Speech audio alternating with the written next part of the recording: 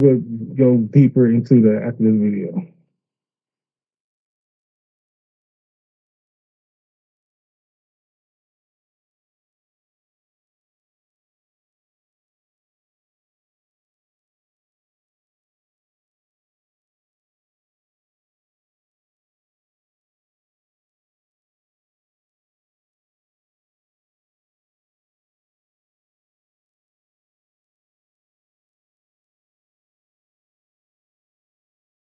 Because it just seems almost like magic, you know. As a designer, people come to me and they'll say, "Oh, I want like something like the Nike swoosh." They think that the Nike swoosh was the Nike swoosh the day it was drawn, but it was nothing the day it was drawn. The company that birthed Nike commissioned a design student named Carolyn to draw some ideas, and the Nike founders didn't really like it. They sort of said, "Oh, let's use that one." It wasn't like an overnight success. And then they started putting on the science of shoes. The shoes were good. And then the genius of Nike's marketing apparatus made us further associate that product not merely with performance athletic gear, but with the very idea of athletic achievement itself. And that's how, over a long time, a little mark means something big. That's exactly how religious symbols work. It's obviously not just anything inherent in these shapes, but it's about what those shapes have come to represent in the minds of the people who are looking at them. But there's a fourth type of logo that goes beyond these three types and can use elements of each of them. the logo system, a graphical framework that can have endless permutations. The first gigantically popular example of the logo system would be MTV. But Google's daily doodles are another great example of the logo system, a familiar mark that can also point to other ideas and issues. This approach all has to do with technological change. It used to be if a company was doing a logo, there'd be this military operation by which it would be inscribed on all their equipment and on their airplanes and their retail facilities, and gold pins and couplings would be made for the executive suite and put on spittoons and ashtrays and the top of the skyscraper in which they dwell and on everyone's business card, right? Nowadays, none of that's as important as an email signature or your Twitter avatar or the little thing that sits next to your URL. And those things are much more ubiquitous and they can be changed at the drop of a hat. And you see that right there, right? You see what he was saying, where you see a logo on a lot of things, right? You will see it even on your tab, right? Like next to the name of the website, you will see the logo, right? You will see the logo on Twitter, right? If it's just your main profile page. Same thing with Facebook, any of the social media, including Twitter, right? I mean Twitch.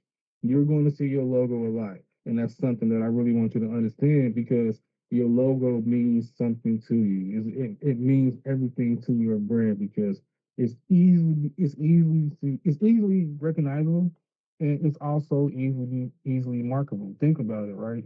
We can play this video and then we'll get into that. Or your Twitter avatar, or the little thing that's just next to your URL. And those things are much more ubiquitous and they can be changed at the drop of a hat. Beirut used this system approach for his Hillary Clinton logo. We wanted to have a mark reflect the electorate and reflect the issues. Those simple forms that comprise the H with the arrow in it are actually designed to hold not just two colors, say red and blue, but any colors you want. The use of logo systems seems to be continually on the upswing now, probably because it allows the brand using it to expand the conversation beyond its own name. The logo kind of reminds people that that's what our priority is today. But at the end of the day, regardless of the shape, style, or system, it might not matter what your logo is. It really is about thinking of these symbols as being empty vessels in a way, and then you pour the meaning into them. So what's this all add up to? Basically, those fights people get in about new logos are pretty misguided. They think they're judging a diving competition, but actually all these organizations are in swimming competitions. It's not what kind of splash you make when you hit the water. It's how long you keep your head above that water. Logos need to have a long life, not win points in a discussion. 12 years after the birth of that Nike logo, Nike came back to that graphic design student, Carolyn, with a gift. A Nike ring with her own trademark on it, the swoosh. Thank you very much. It's beautiful. And an undisclosed amount of Nike stock. Wow. In 1973, when it was designed, her pay was $35.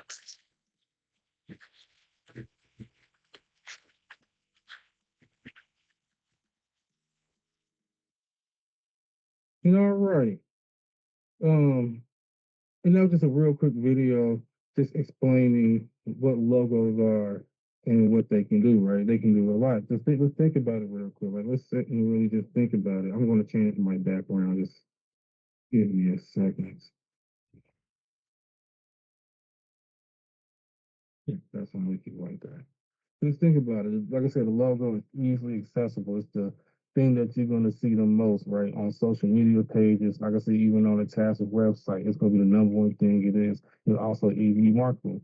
How many times have you seen artists or content creators print their logo on stickers and sell them? Or even like Refrigerator Madness, print the logo and sell them. And they're really high demand because it's easily recognizable. The Apple logo, right? One of the most iconic logos out there, right? It's literally an apple that someone took a bite out of it. And it's on the back of their MacBooks, it's on the back of your iPhone, that back of your iPads, all of that. It's everywhere. So um um, it's very, very important for you to really nail down your logo. It's very, very important to nail that logo down. Now, what we're going to do right now, we're going to play a game. We're going to play a logo game. Let me go ahead and share the screen one more time. We're going to play a logo game, right? And with this logo game, we're just going to do all the brands, right? It's not a pass or fail. I just want you all to tell me what the logo is. I type it in, we move on to the next one. Deal? All right. All right. So let's go ahead and start. What is this logo right here? This one is pen shell. Not pen shell. This Pennzoil. shell. This shell. Which one is Okay. this logo right here? That's Wikipedia. Yes, Wikipedia. The next one, Target. Target. The next one after that, Apple. keep on going. Pringles. Yeah, Pringles. The next one, I'm gonna do that one. Taco Taco Bell. Bell. Adidas. Yeah, Adidas. Which one is this one? Looks like a picture of a fish. I don't know. We gonna skip that one. The next one, you know, it's Pepsi. What's the one after that? Adobe. No, it's not Adobe. Atari. It's hard. The next one after that, There's Monster Energy drink. yep, Monster. The next one after that, PlayStation. PlayStation. Next one after that, That one's supposed to be Pizza Hut. yep, Pizza. Pizza. Right. The next one after that, Amazon. and next one after that one, next one after that one, BP. VP. What's the next one after that? Dolby. Oh, VO. Yeah, no. What's the next one after that? That's supposed to be Firestone. Firestone. You are absolutely correct. Elijah, you on the road. All right, let's have Gabby do something. Gabby, what's this next one? AFC. Yep, KFC. What's the next one after that? I don't know. It start with an X. Xbox. No, it's not Xbox. The Xbox logo is normally green. Xerox. Xerox. Now, we got most of them. We got a minute left. Let's figure out what this fish one is, and let's figure out what this one is.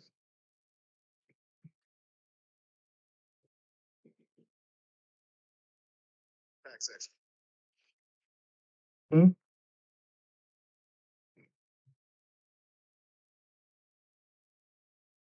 Figure out what these is. Anybody have an idea?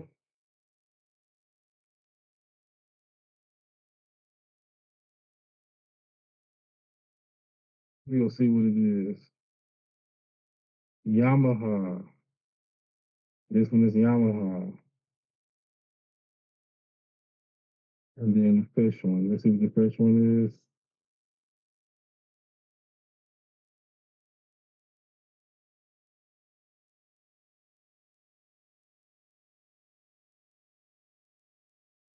Jet pump?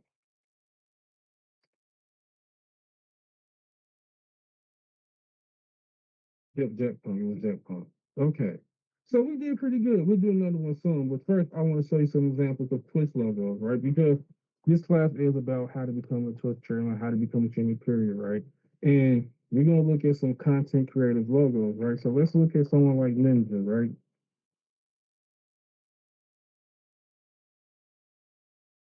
So, this is Ninja logo right here. This is Ninja personal logo right here. You're gonna see this everywhere. He's gonna have it on his Twitch page. He's gonna have it on his his YouTube. He's gonna sell it, right? He's gonna do all of that, right? And um it's very recognizable, it's very marketable, right? I'm pretty sure if he had a personal site, I'm pretty sure he sell stickers of just his logo. He sells magnets of just his logo. He sells shirts of just his logo because it's just that marketable. Let's look at some other Twitch streamers, right? Let's look at Amp, right? And you don't know what Amp is. Amp is Cosmic Crew, right? It's Cosmic, it's Phantom, it's Duke Dennis, it's all of them. This is their logo right here, right? Amp with the lightning bolt in the middle, right? It's no color. I like how they just used the background to make the lightning bolt, and they made the color that the lightning bolt would be, right? Just yellow, right? It made the M just yellow, and that's smart, right? It's an abstract style of marketing, right? It looks it looks it, I'm trying to find a word for it, but it looks inviting, right? It looks you want to have that on the back of your laptop, right? You want to have that on your PC, right? You want to have that somewhere where you carry something around, like a case, something like that. Let's look at another logo real quick. Um, let's do Shroud, right? When you think of Shroud, what do you think of? You think of a literal shroud, right? You think of something that's covering you, something that's covering you, covering you up, a shroud, right? And I love his logo, right? Because it's an S for shroud. He's covered in a shroud. This is one of my favorite logos. I love how he did this. Um, I love how he did this. It's very, very exciting. It's very intriguing. It's definitely very marketable, right? It's something out the box that I wouldn't have thought of, but it's very awesome that he did this, right? He played FPS games. So what did he do? He had the FPS right across one of his eyes, right? Because I think he's mainly more known for like Fortnite and I want to say Apex, and I think he played Call of Duty too. It's very, very important. So it's awesome. Let's look at just like some other bigger logos, right? Let's look at FedEx logo, right? I love FedEx logo because FedEx logo have the arrow right here, right from Express. I'm sorry, give me 1 second.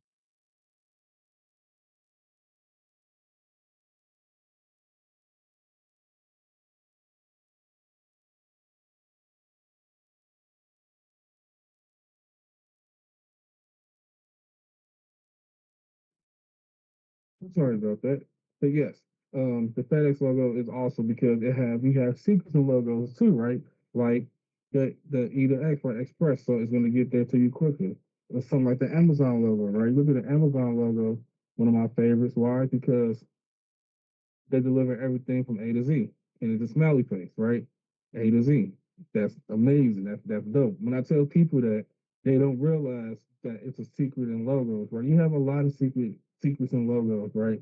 That's one of my favorite ones right there. Then you have another one, right? You have another one where um even in certain sports teams, right? Like the Bulls logo, right? You look at the Bulls logo upside down, it's actually an angry man, right? Reading the book, right? That was supposed to be his hands, his eyes. He's angry, and it's supposed to be the book. So you definitely have secrets in logos, and that makes the logos even more intriguing, right? Because people they may not be able to look into it now, right? Like see it at first, but eventually they're going to see the angry man the Bulls logo. They're going to see the arrow in FX. They're going to see the A to Z in Amazon, right? That because they deliver everything from A to Z. You also have something like Baskin Robbins, right? The Baskin Robbins logo is awesome because back in the day, What's the Baskin funny Robbins, thing? The three and the one highlight pink because it makes it 31s. right? Because Baskin Robbins back in the day used to be called 31 Baskin Robbins 31 flavors. That was like the legit days. Baskin Robbins 31 flavors. And then they're shortening that. They just call it Baskin Robbins, but you have people that still remember the old school tagline that had 31 flavors. So they kept it in there. And I think that's dope, right? Just like Elijah said, they highlighted the three and the one and the B and the R to represent 31 flavors.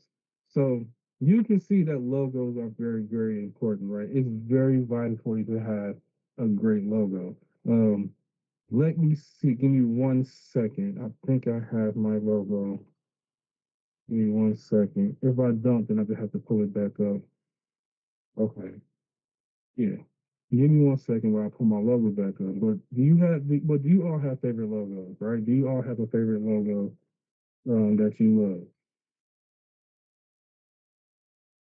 Video games, sports, clothing lines. Like me, I have a few logos tattooed on me. I have the Nintendo logo because Nintendo is one of my favorite. It's my favorite video game company. Something that I grew up with. It's something that brings me so much joy. So I have that. I have the Nintendo logo tattooed on me. Another logo I have is the Triforce, right? Because I love the Legend of Zelda series. It's one of my favorite series of all time, bar none. Just amazing, amazing video game. So I have the Triforce tattooed on my arm. Um, one more logo that I do kind of really want to get is Star Fox, because I love the Star Fox logo. Star Fox is probably um my second favorite series of all time. Um, Definitely something that I recommend to everybody to just play, just give it a chance. It's just amazing. Even though I know lately they haven't been up to snuff, and I have been disappointed in that. They're gonna get us together though. They are. They're gonna figure it out and get us together. But I do have a logo. Um, I'm just trying to pull it up right now. But I do have a logo. For my side business. So if you don't know, I do have a side business. It's called Singleton Tech Services, where I fix PCs, I fix laptops. I can look at some phones, look at consoles, see if I can fix it. And I also do custom work, right? I do custom PC builds. So you want a custom PC, you have to buy the PC parts, but I will put everything together, make sure that the cable management is up to snuff. And if you need any custom programming, programs, whatever, let me know and I can get that for you. And I also do servers, right? I built servers on the side also. So if you want a server, I build it. You got to buy the parts, of course. I can tell you how to get the parts. I can tell you even how to get the parts for cheaper than what you would pay for regularly, right? And I can go and I can build your PC and I do right glove service, which means I come home, I built your server, I bring it to your house. I have white gloves on. I install it. I show you how everything is working, and I give you up to 30 days of hauling service. So if something go wrong, or you just want me to come do some maintenance, I can do that. And if you want to continue maintenance, that's something that we can talk about later on down the line. But that is pretty much the totality of my business, right? I just fix PCs, and I do a lot. Um, but I have a logo and I got with a graphic designer. And this is where your graphic designer really, really came into play. I have a graphic designer and she's awesome. Um, she's awesome. She was great. She worked with me a lot. She understands exactly what I was looking for.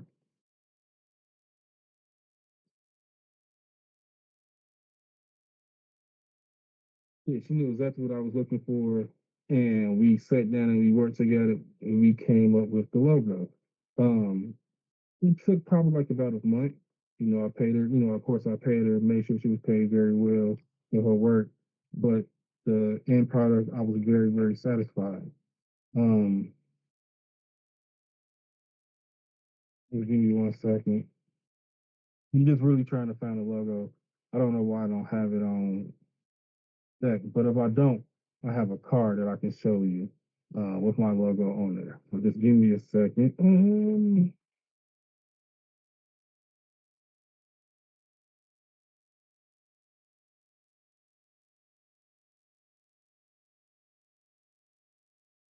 Here we go, right here. Download that on here. Okay. And this is my logo, right? This is my logo for my business, Singleton Tech Services. So I love the color blue. So I kind of really wanted that into my logo. And of course, I fix and work on computers. So you see, you got the ratchets and you got the screwdriver inside of the PC and the gears. It pretty much exemplify what I do, you know, period. If I showed you this logo, you know exactly what I would do. I think, just all of it. You know exactly what I do. Oh, he fixed computers, right? He fixed computers, he fixed PCs, he's definitely into tech. So I know he does that. So it gets my basic, you know, service across of what I do. Only then, once they give me a call or they email me, I tell them exactly what else I can do, right? Like what more I do. I do custom PC builds, and I also build servers for you, a server for you, right? I use TrueNAS. It's an open source software. It's easy to use. We can set all of this up so you can have access to all your information if you're across, or even if you're overseas, you would be able to be having access to your information and just a bit more stuff. Like I said, if you want to continue maintenance on your server, that is a service that I offer. Um, we can talk about that once your server is built and everything. But the logo is the main thing right here, and it shows you that hey, this is what he does. He fixes PCs. So what I want you to also do in the next hour is I want you to log into Canva, right? I want you to log into your Canva, and I want you to see, these logos, right? Because Canva has some good logos to start off with, right? It's awesome, one of my favorites. It's not in there right now, but it's one of my favorites to use. Um, and it's free, right? They have a pro trial that you can use for 7 days, where it have even more access to stuff. But I want you to go to the templates once we get there, and I want you to just look at the logos, right? Because they have templates on logos. Where is it? Masters. Right here, logos, right? So they have logo templates right here, right? You see all these logos, they're pretty different. And you can start from scratch or you can just start from here, put your touches on it and everything. But I really want you all to focus on your logo. Because this week we are definitely going to continue just working on your logo and your brand period. So your opening page, your color scheme, all of that. That is what we're going to be doing in the next hour. But first, let's get back to just talking over logo a little bit more. So we'll do another quiz real quick. We did pretty good on this one. We literally just missed Jack Pump. So we're gonna do one more quiz. We're gonna talk a little bit more. You all can ask questions. And then at 5 o'clock, I would like you all to just work me along. Like I said, I want you all to log into your Canva. I want you to go ahead, log into Canva, and just literally just work on building your logo and also work on building your opening splash screen. If you don't know what the opening splash screen is, I can tell you that right now. Pretty much, this would be the screen that people will see when they go to your YouTube page and watch clips. So they will see. So I have it already opened up so I can show you. So this right here would be my opening splash screen right here, right? I would have this with some music playing. This will come on first, and then as soon as this go off, you will see clips of me playing whatever, a fighting game, a shooting game, whatever. So I want you all to work on this. I did this very basically, right? I just took it. I love Gundam. I love just the Gundam series. So I'll call my Twitch with my streaming page, the Gundam Zone, and then of course my Twitch name NS17 because the Android, whatever like that. So yeah, just a real quick idea of what just showing you all what a splash screen is. It can be 10 seconds. I got it 9.9, it can be 10 seconds. You can animate it, you can do a lot, whatever you want to do, you can do it. But I do want you all to have a splash screen, the intro screen, when you are putting your clips together. So at the end of the cohort, when you are presenting everything to the class, it's going to look very, very professional, right? So let's get back to the quiz logo, right? We're going to do this one. Maybe one more if we have time.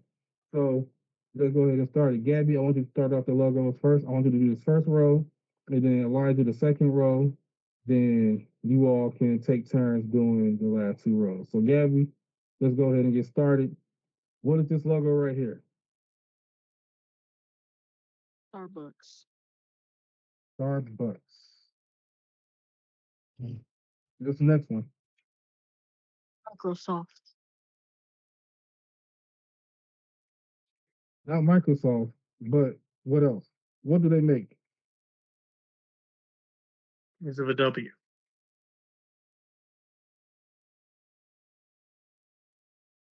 It's not Windows. Yes, Windows. Okay, come on, Gabby. What's the next one?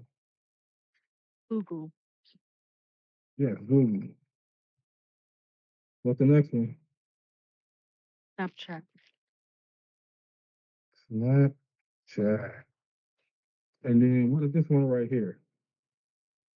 The North Face. There you go. Yes. The North Face. There you go. Okay, Elijah, go ahead. You got the second row. Let's see. Lego, Lego. Absolutely correct. What's the next one? Walmart, Walmart. Let's go. What's the next one after that one? Toyota, Toyota. After that one? Xbox, Xbox. Yes, this is the Xbox logo right here, Gab. And what's the next one right here? mm, If you don't know it, I'm not going to ding you anything like that. But this is Playboy. This is Playboy Bunny. all The right. Playboy Bunny. So what's the let's take turns. So why don't you go ahead and do what's this one right here? Burger King,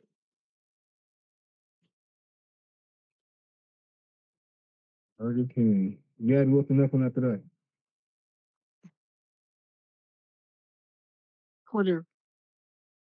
Twitter, right. Elijah, the next one after that. Puma, Okay, Puma. yeah, Yep, Puma. Gabby. Um, um AT&T. A-T. mum. Yeah, I did it, Jake. And Elijah, what's the next one at right there? I think that one's Firefox. Firefox. You are absolutely correct. Okay, last row. Gabby, what's the next one? Gucci. Gucci. Yes, Gucci. Elijah. Spotify,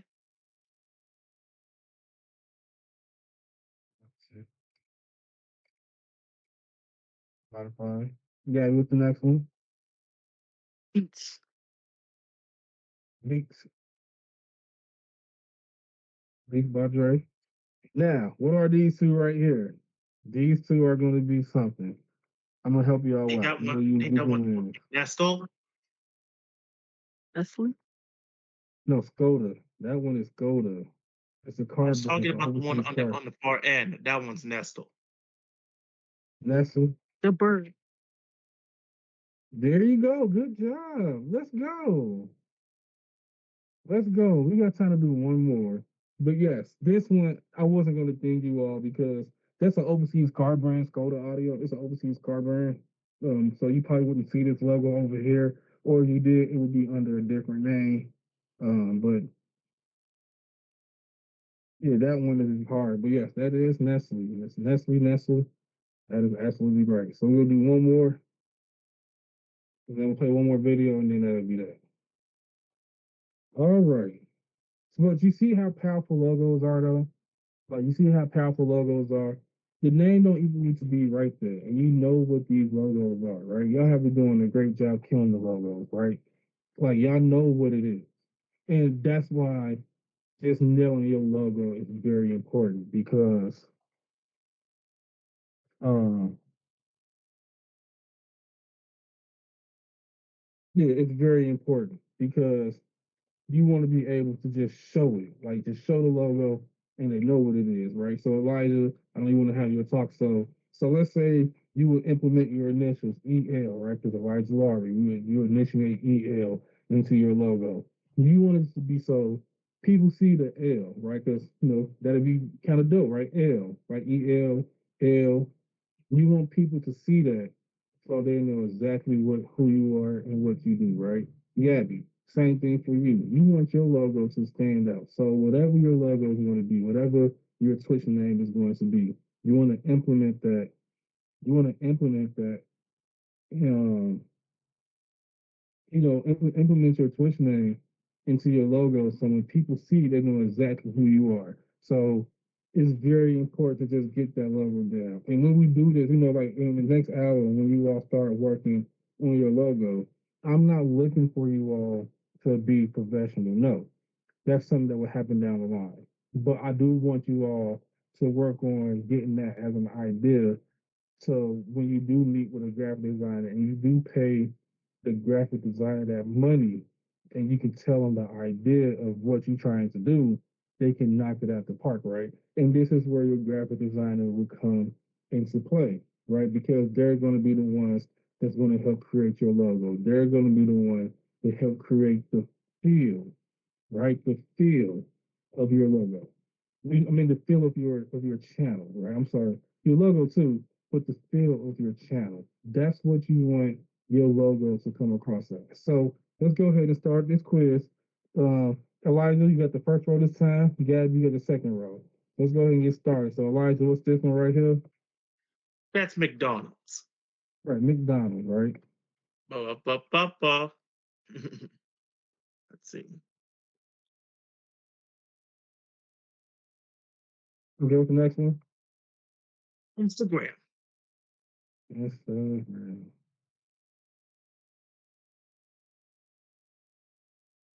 The next one. I don't know what It's that. on pins. It's on pins. Okay, it's big. They make pins, they make lighters, they make a lot of small stuff. Oh, I should have known. I should have known that was big. What's this one right here? Wendy's. Yeah, Wendy's. And the next one, Hello, Moto. Motorola. Motorola. All right, Gabby, the next one, the next row. I don't know. Lacrosse, Gmail, Start with yeah, LG. yeah, yeah, you got lacrosse. I don't know what the first one is. Yeah, LG.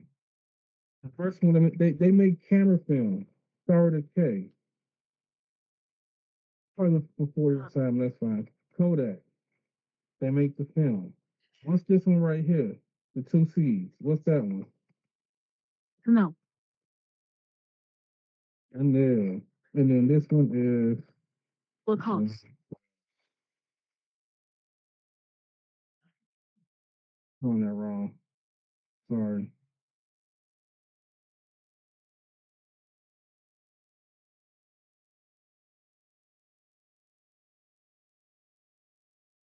All right, let's take turns. Do y'all know what this one is? Probably not.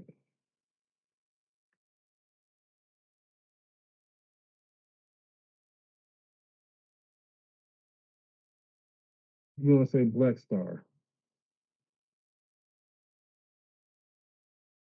Hmm.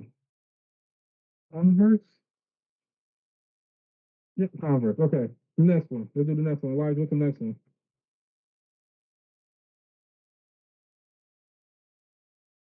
Elijah? The next one's supposed to be MasterCard. MasterCard. Absolutely correct. The next one after that, Gabby? T-Mobile.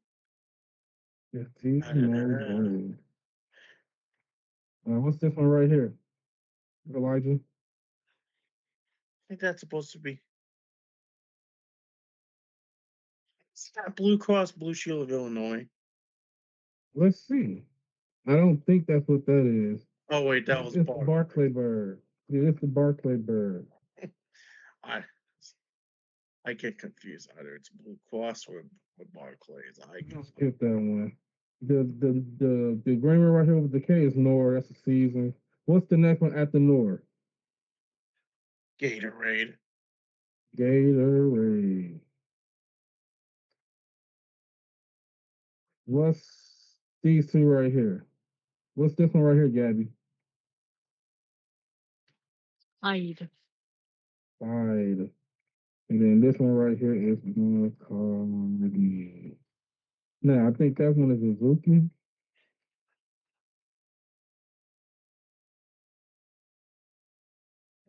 That's Suzuki. Okay.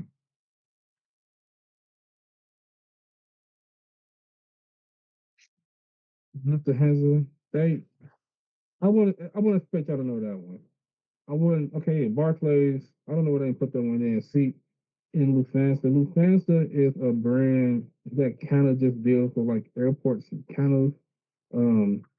overseas, like their planes and everything overseas. That's what they're kind of known for. Let's see, the airlines, they're more so overseas. They do overseas flights. But they do come to America, but mostly on the coast so they can take you overseas. Like New York, you'll see these planes and stuff like that.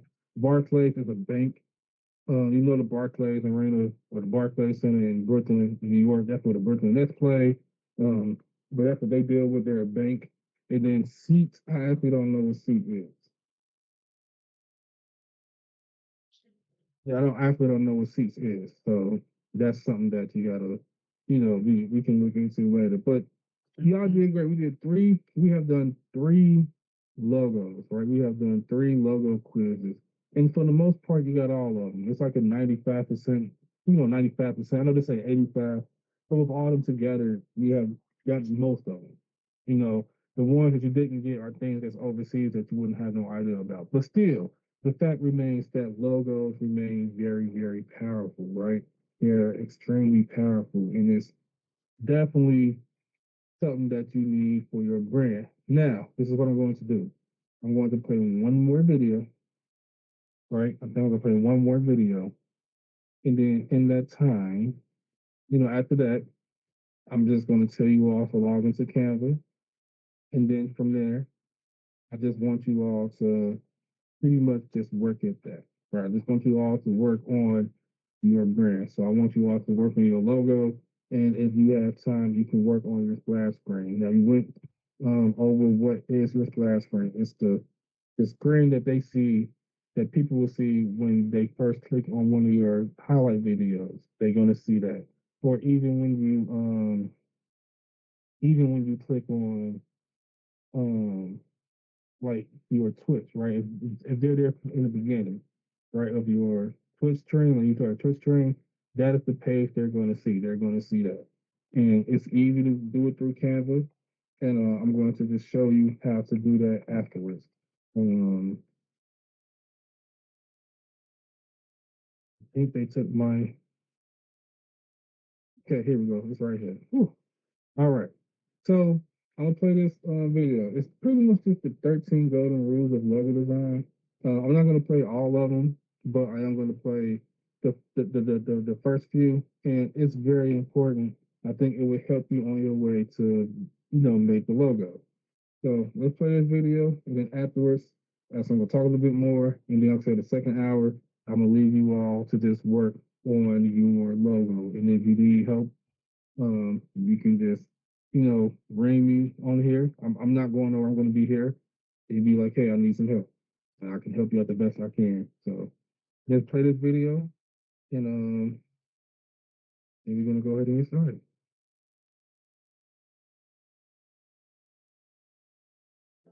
So there are 13 golden rules of the logo design industry that are essential to know. Before you even think about designing your next logo, check out this list and see what you are missing out on. With the way the design industry is going, learning how to prototype is a no-brainer. Instead of putting flat files in front of your team, manager, or client, imagine being able to hand them a prototype that's so good it feels like a real app or a website. Now learn more about Framer later in today's video. So firstly, the dynamic application. We are in 2021 and gone were the days where a logo was a static design. These days, brands and companies are keen to have their logo also used in combination with motion graphics. So when you're designing a logo, keep in mind the dynamic application of your design. Is it going to translate well to a motion graphic medium? This is something you have to keep in mind. Next, logo appropriation. Yes, it's obvious that, as example, using symbols that will be offensive to a certain group of people is a bad idea for a logo.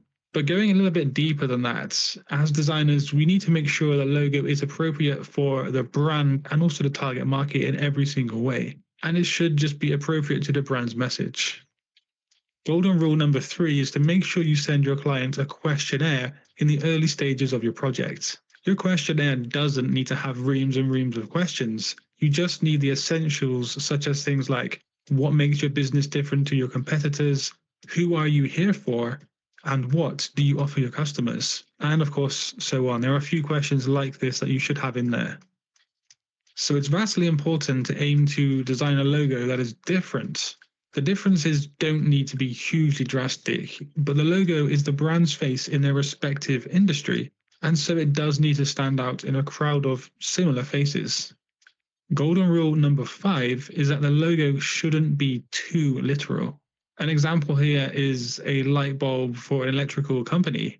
The logo isn't here to show the audience what the brand does. That is a pretty common misconception. The logo is there to be memorable and to be a trigger of recognition within the consumer. Speaking of which, golden rule number 6 is that the logo should be memorable. This is one of the most important golden rules on this list today, and simplicity does breed recognition, and recognition means the brand will remain in the minds of the consumer, which then leads to more business and more profits for your clients. That is the reason for a logo. It's not there to be a nice pretty design that looks cool. It's just a mental trigger that should hook itself into the minds of the consumer. Logo design golden rule number 7 is to have a strict design process and to stick to it. So something along the lines of client interactions leading on to research and mood boarding, initial design concepts, initial designs, and then refinement to the final design solution. So yeah, work out your process and what works best for you, and then just stick to that process. Number 8 is to design the logo in black and white first. Sure, you have to have some ideas of colors that will be decided in the early stages of your research phases. But when it comes to designing the logo, always start in black and white first. This allows you to focus on the logo mark, shape, and construction without any color bias. Golden rule number 9 is to remind yourself that the logo design is not a brand design. The logo is just one element of a brand identity. It's like one cog in a machine of many moving parts. The logo should work in harmony and consistency with the overall brand identity. If this fails to happen, the logo is going to create. And right there, right there, right? What he just said, like your logo shouldn't be your main brand design. Like your brand design and your logo design should just go hand in hand. Your logo design is very important, but it should work hand in hand with your brand design, right? You don't want to have a different logo and a different brand design because, like he's saying right here, it's going to create confusion, right? It's gonna create confusion. So you don't want that. So just remember when you do make your logo that it's going hand in hand with your brand design.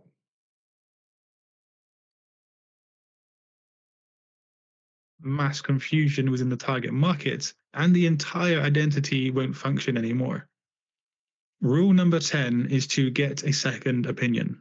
Now, this is so important because we can often get so sucked into our designs and the process that we give feelings and emotion to our creations that can become attachments. Somebody else can see the design objectively and for what it actually is, which after 50 hours of looking at something is pretty difficult to do as a designer. But if you don't have someone to ask their opinion of, you can always just leave your design for a day or two and then come back to it with a fresh new look. Number 11 relates to the interaction between logo type and also the logo mark. If your logo does have a logo mark, then it really should work in harmony with your text. There is no use having a playful and soft logo mark symbol coupled with a serious and rigid serif font. Both of the assets should work together and express the intended message. Golden rule number 12 is to remember the target market always. The target market should be established in research phases, and this is the main group of people who are going to view your design, and so you need to tailor that design to them specifically. Every decision you make should have them in mind. So when you're thinking about typography choices, color choices, layout, and so on, these should all appeal to that selective group of people. And finally, golden rule number 13 is, of course, make sure your logo is a vector. There is absolutely no excuse or good reason as to why your logo should be a raster file. Vectors scale up and down literally to any size and they still retain their quality. The sponsor of today's video, Framer, is a no-code, free-to-use tool making it easy for anyone to become a prototyper. Now, their mission is to help you get closer for real.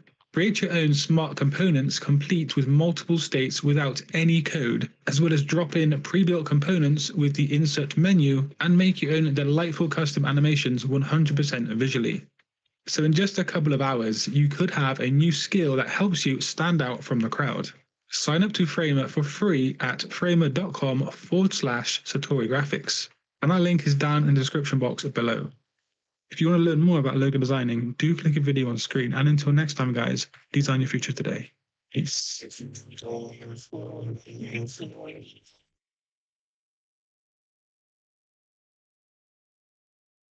All right, and that has some really great information. I love playing that video because that's some really great information, right? It's telling you exactly like, hey, you need to do this, you need to do that, hey, it gives you some good rules to live by in order to build your logo, right? So this is a video that I would definitely tell you all to remember and like the 13 golden rules of logo design. As you see, it has, you know, over a 500,000 views over 3 years. So people definitely watching it and using it as, the rules to go by when they're making their logo. And I guarantee you that a lot of these are graphic designers. Now, let me show you how to do this, right? How to get to your splash screen, right? So let's go home, right? So let's go home.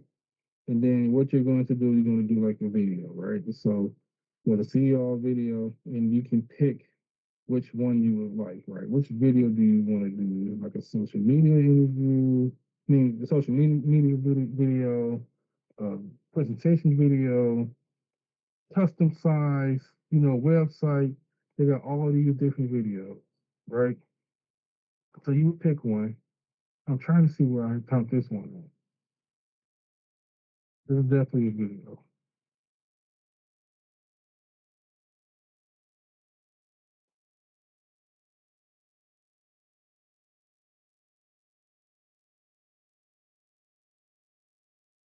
Okay, let's say YouTube landscape, right?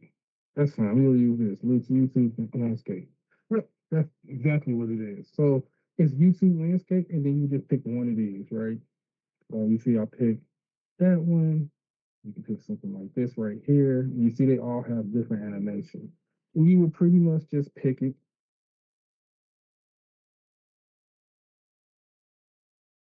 And then from here, you would change the color. Or say you want to change the color, and so you want to make it red, right? Or you want to make it green, or you want to make it gradient like that, right? Change the position. You can, put how long you want it to do. You put text, different elements, right? So the elements are very important. You can definitely do that. You can put text right there. You want to do different, some text right here. You can definitely do that, right? Now, some of these are for pro, so be careful. Like, see right there, the crown. Some of these are pro, the pro version, but you still got some really good ones though. And then you pretty much just change the. You can like delete the text and type your own text, right? So you definitely have we don't need all of them. You definitely have a lot to your disposal when you're making your splash screen and when you're making a logo. So this is the deal. It's 5:45, right? It's 5:45. I mean 4:56. I'm sorry, 4:56. I said 4:54. Sorry, it's 4:56. So this is what I want you to do for the rest of the time here, right? Till 5:45. I want you all to be working on your logos in your splash screen. And I want you to use Canva because Canva is free and it have a lot of great um it have a lot of great Canva is free and it has a lot of great assets to use to make your own brand, to make your own staff. So till 5:45 p.m. students are working on their logos and slash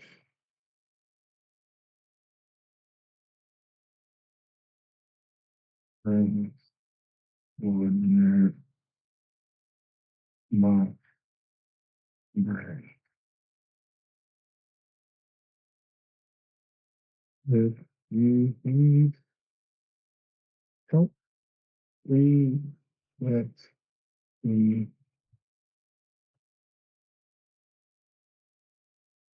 Oh, this is the deal, okay? So you have until 5:45. You have until 5:45 to work on your logo and your mock spring for today's class. If you do need help, please let me know. Hit me in the chat. If you need to speak out loud, speak freely. Of course, you already know you can do that, and I will help you out the best I can. So I want you to log into Canva, right? I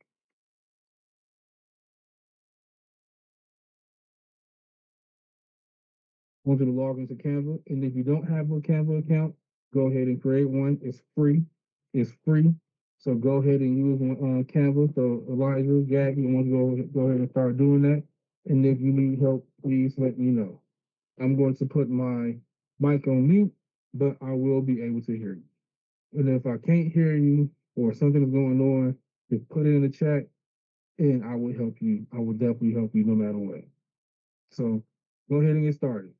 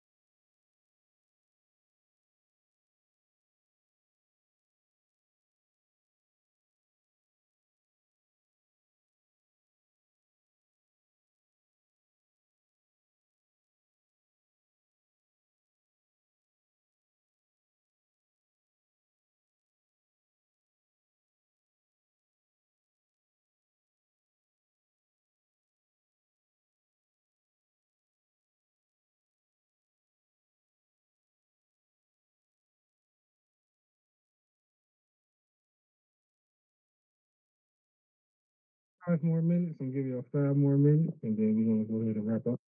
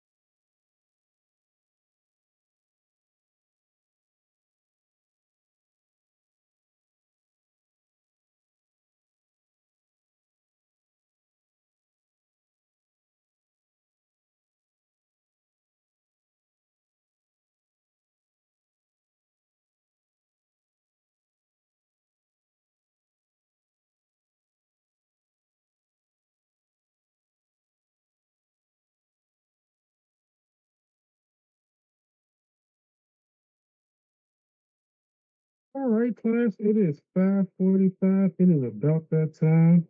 So let's go over real quick what we have done today. What we went over. We learned about logos and why they're very important because sometimes your logo is the first thing that you see, right? The first thing that you see sometimes is your logo. And from there, we also learned about the 13 golden rules of logos. We also did some logo quizzes to just get to the fact that logos are very important, and if done correctly, you don't even need to have the word, the name of the company in the logo. You can show your logo, and people will know automatically what it is, right? The golden arches of McDonald's, the peacock of NBC, A to Z arrow for Amazon. When you see things like that, you automatically gonna know what those are. And then the second half, I just gave y'all time to work on your logos and work on your um flash screen, your flash video screen. So that's what we done today. So I'm gonna wrap up right here. If you have any questions, comments, concerns, you can reach me at aramis.singleton@clickservices.org. Oh, sorry, clickservicesnfp.org. If you have any questions, you can send them there, or comments, you can send them there. And if you have a question and you in class, call me over before or after class, and I will answer those questions the best that I can. Next week, we will do a recap of today, and then we will move into just more how to market your branding, right? Because that's what we need to just kind of hammer down is marketing your branding, is how can you stand out? How can you look the part? You not look the part, but how can you stand out among the sea of all these other Twitter followers? How can you stand out? So that's what we're going to be hitting home for the next couple of weeks, and just working on your projects, right? Working on your videos, editing your videos in CapCut, and working on your logo, and working on your market brand and your splash screen. That's what we're going to be working on from now to the probably the second to last class, and in the last class, you're going to present everything in the class. But that's all I have today. I will see you all next week for the Oxy Fundamental class Monday and Tuesday. And then, of course, Fridays is the streaming class. Stay put. Sing will be starting his class soon. So go ahead, get a cup of water, go ahead and use the bathroom, get a snack, and we will be back the next class with Cody. So until next week, you all have a great and safe weekend, and I will see you next week.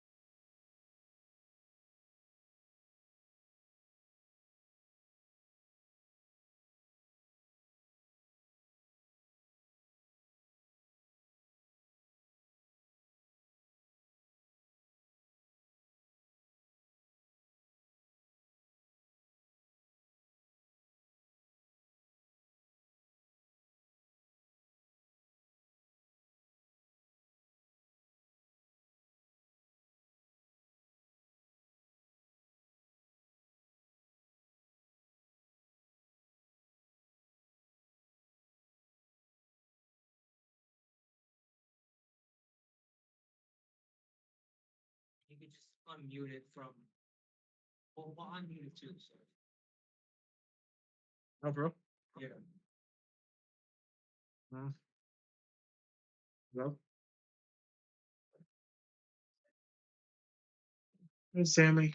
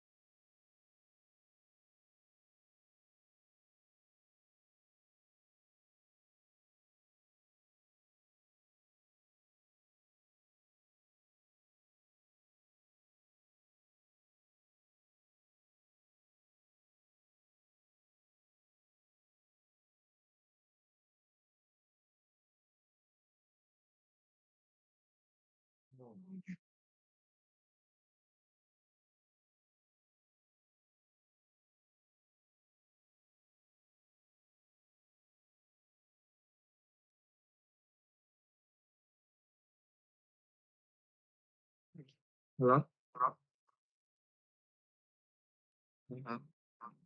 Samuel, you there?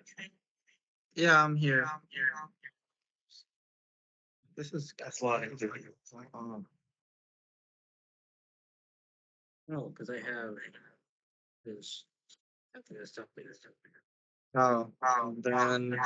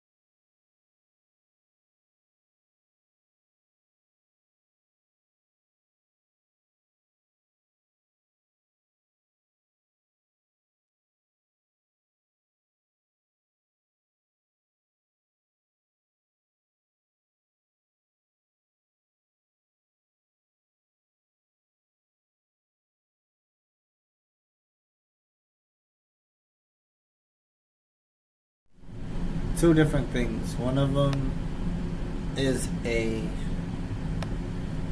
conditional, and one of them is loops. So to make things easier, can you remind me what you remember from conditionals?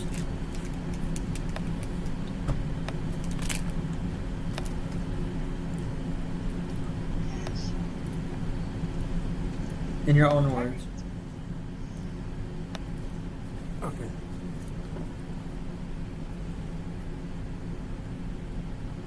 Or do you not remember? Remember how there was conditional statements? Yes, you told me.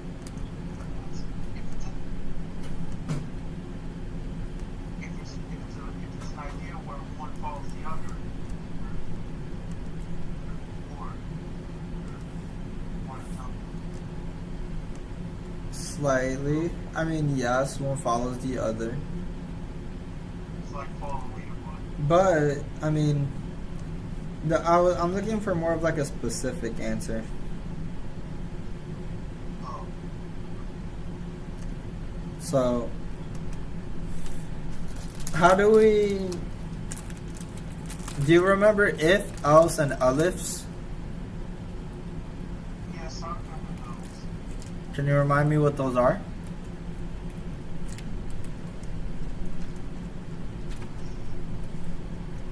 If statements.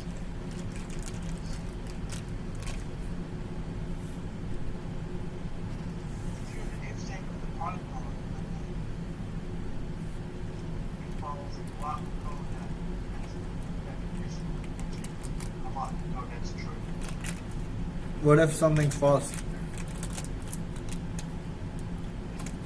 Maybe it's an elif. Uh-uh. Oh wait, with me. If the specified condition is true, I mean, you can't use it alone. Or come on. If it's false, you can't come on. Mm-hmm. Yeah, so it'll work by looking for a true condition, or just looking for a way for it to validate itself. So if you're looking for a condition that's true, it'll check against it, or if you're looking for a condition that's false, it'll check against it. Either way, you want to make sure that you're using what you know. For all intents and purposes, we're only going to be checking if something's true. Right? So they do work based on Boolean expressions, which means true or false values. Right? An example is if some condition, do this, right? Or else, and then new line of code, and then start coding. Right? Elifs work combining alternatives, so it combines both if and else if. Honestly, the main difference between if and elifs is elif won't execute if is true, but an if statement can be various things. So for example, let me go ahead and open up VS Code. I know it might be a little confusing to follow along. Oh shit, oops, not set up. Wait, what happened? I clicked on the wrong one.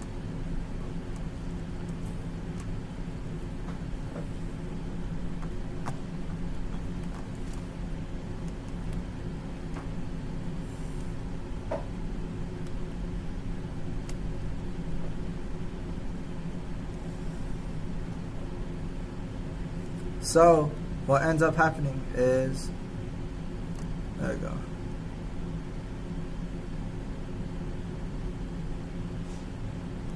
Sick.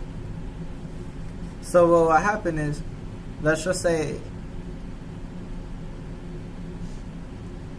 hello, is my screen glitching a little bit or no?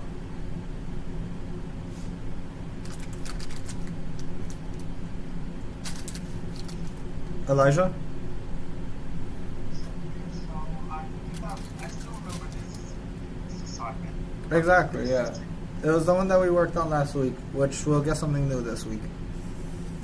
So, the way that it's going to work is, let's just say we have an if statement and then a bunch of else ifs and then an else. Right? If we had only if statements and then an else, what happens if I plug in the grade of 93? But is a 93 also greater than or equal to an 80? A 93 is greater than 80, but not equal to. Exactly. So if you have a bunch of if statements, what ends up happening is actually that all of these conditions right here are going to be true, because 93 is greater than 90, which is greater than 80, which is greater than 70, which is greater than 60. And we can kind of see that based on here. Shit. Okay. We have grade, we'll put in 93. And you notice how it says A, B, C, D? The way we fix this is by using else if.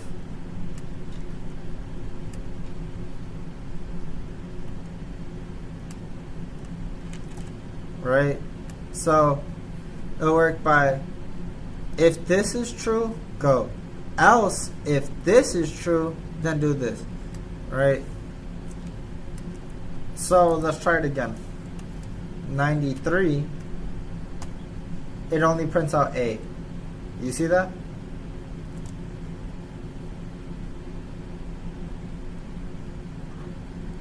Elijah? Wait. Repeat the question. So, I was trying to show you the difference between an if and an else if statement. alright.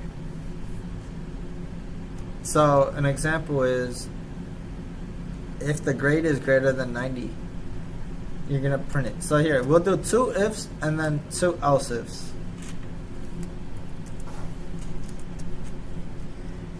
Give me a grade that's above 90.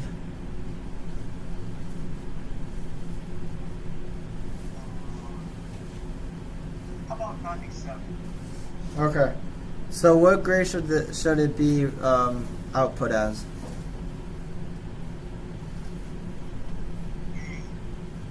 Do we want A, B, C, D, E, or do we just want A? 97 is higher than 90, so it belongs. Well, yeah, but do we want to also see that an A is the same thing, or is, for example, 97 is greater than 90, right? So of course it's an A. But because it's technically also bigger, is 97 greater than 80? Yes. So then that would also print true, right? But we don't want that, right? Exactly. So what happens is if we do this, it'll print A and then B. But you notice how C and D didn't get printed?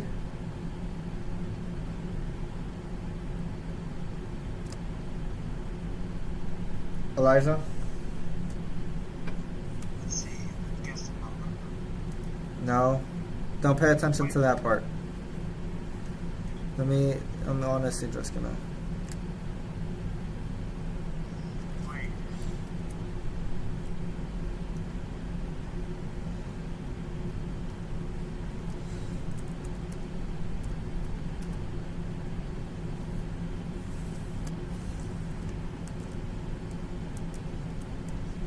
So if we have a 97, it gives us A and B, right? But if we only want A, all we have to do is do elif, because then what ends up happening is this changes from if this is true, if this is true, if this is true, or if this is true, then it goes, if this is true, do this. Else, if this is true, do this. So it helps give you more control over your if statements. Does that make sense? Yes. Can you explain it?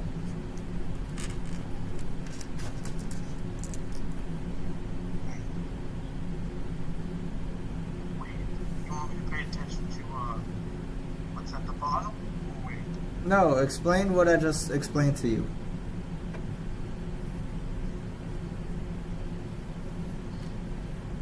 It's only needed to know it.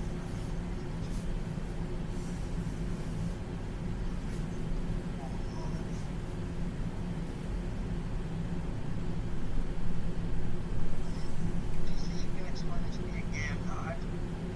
Yeah, so I'm gonna get confused. would it be better if I drew out a diagram? Sure, a diagram. Or would it be better if I used the Python tutor?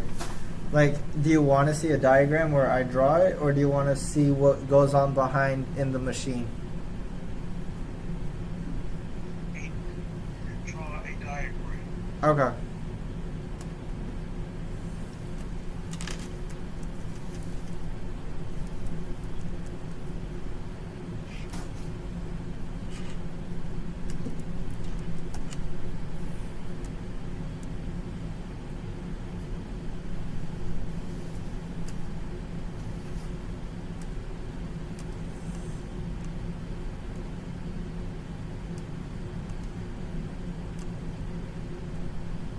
Yeah, there's no notes in here. There's no section.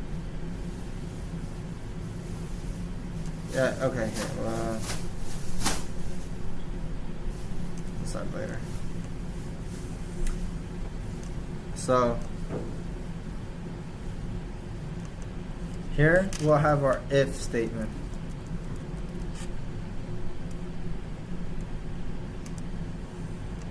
And then there's two options. So let me move this right here.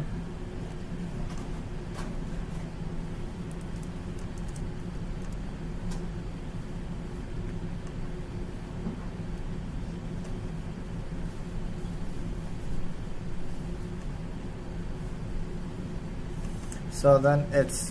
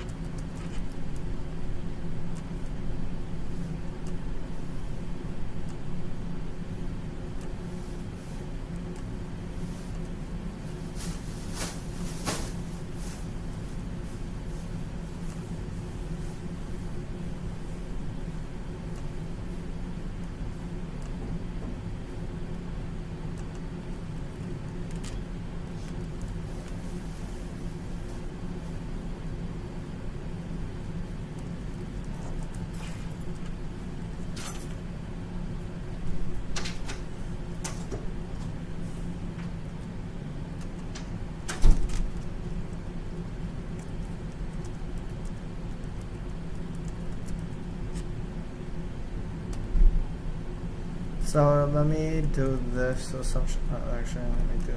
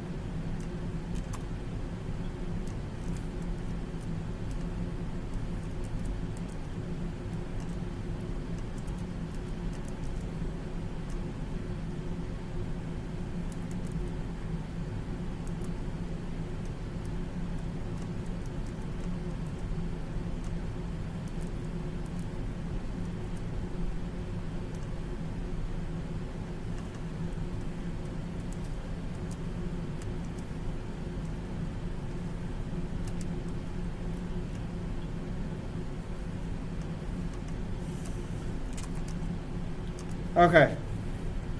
So does this make a little bit of sense? So we have our if statement, right?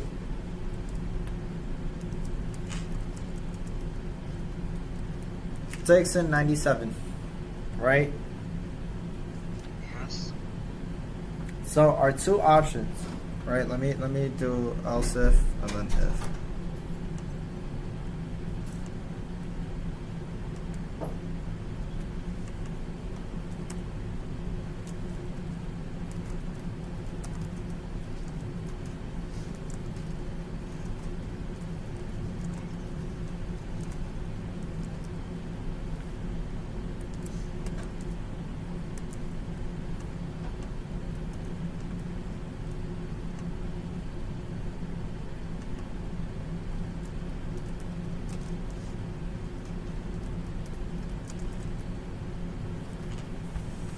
So we have two sections, right? We have on this side we have our statements where only if, and then else. On the right hand side, Three ifs and then else. it's if, else if, and then else. Oh, So our program takes in 97, right? Right, Elijah? yes. So then it goes and it does the calculation. It's true that 97 is greater than 90, right? Yes. So then it's going to print A, right? Right? Yes. Then it goes through, it reads the next if statement. Is 97 greater than 80? Yes, it is. So then it's going to print B, right? Right. Wait. If 97 is you print an A. Exactly. That's what I'm trying to tell you. That's why we can't only use if statements, because you notice the way that it's set up is we have to check for the various different letters. We only want it to stop after A. I understand. That's why we needed to have the else if, so that way it can check each one as its own individual case, and once you reach that point, it stops, right? So if we look right here, 97 is greater than 90, right? Yes. So then we're going to print A, but then none of this gets executed. All of this is good. So now let me ask you, what if I try to print, or if I give you a grade of 75? What happens? Like, go line by line if you can. So start off here. 75. Yeah, so the grade is 75.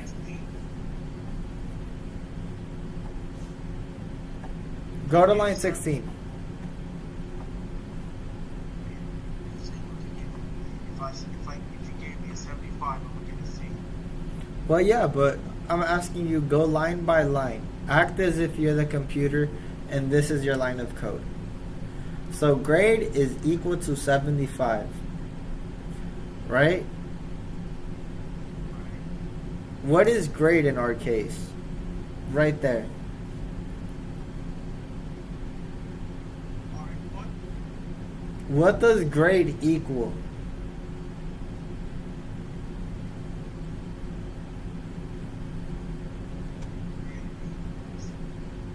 What did you just tell me, Elijah?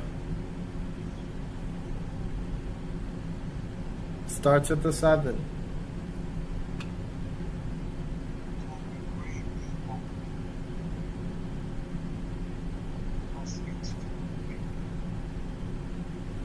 Elijah, the grade is supposed to equal just 75. Oh, grade total is 75. Yes. Try to just keep up with what I'm saying in terms of like the last thing that I'm saying is generally what I want. So, grade is 75, right? So we can replace grade right here with one number.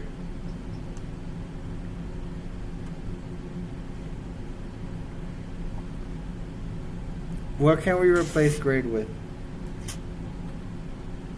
75. Is 75 greater than or equal to 90? Oh, wait, that's less. I can't. Exactly. So you can't print A, right? What? Now we go to the next one. Is 75 greater than or equal to 80? So then can we print out B? You can't print out B. Now we go to here. Is 75 greater than or equal to 70? Yes, because 75 is greater than 70. Exactly, which means we are only able to give out a C. Because then it reads this and then it says we don't need this anymore. Make sense? Any questions? No questions.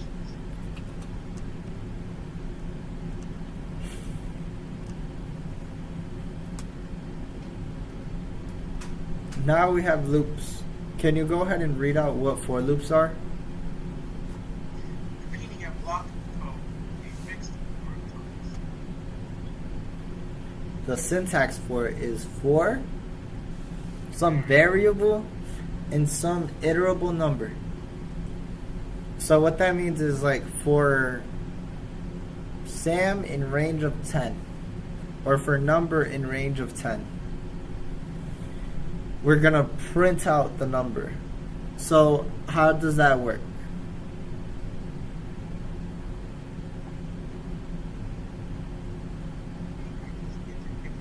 If the syntax is for variable and iterable numbers, Yeah, so let's just say we want to print out every number from 1 to 10. How do you think we could do that? Also, feel free to look back at your notes.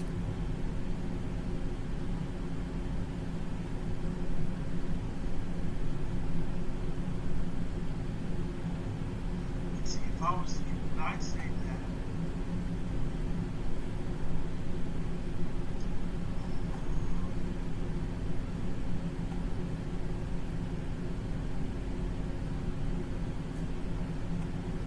I say a hard recommendation that you should. I mean, for variables and iterable numbers, That, Elijah, that just is like abstract. That's not like verbatim what you're supposed to do. So it's for some variable. It doesn't matter what the variable is. And then in some iterable number is any number.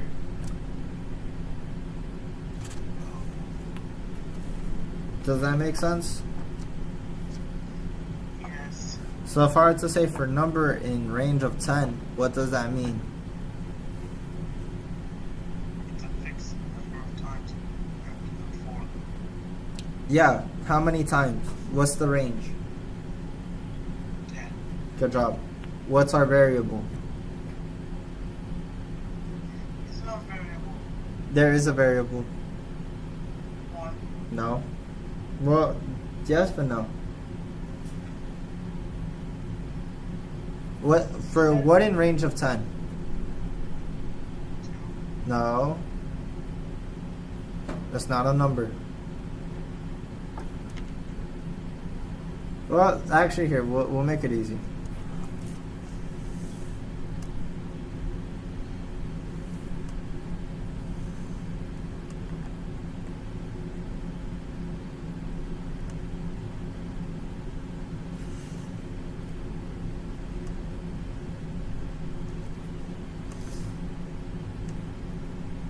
So what's our variable in this case?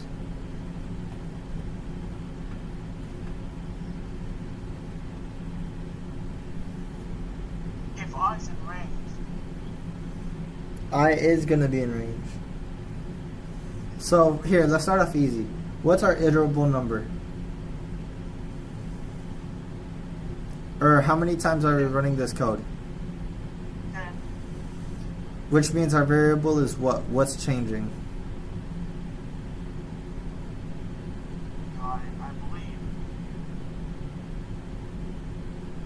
You believe what? In my opinion, if you have 10 divided by 2, it wouldn't back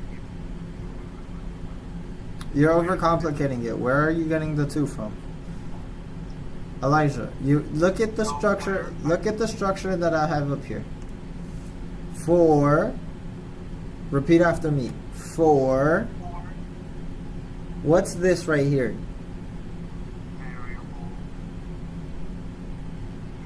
What's I now?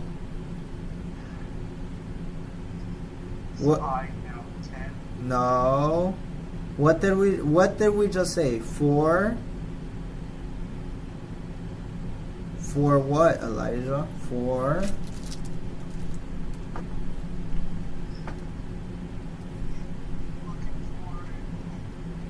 Starts with the V. You just said it. For variable. Yeah. So what does that make I?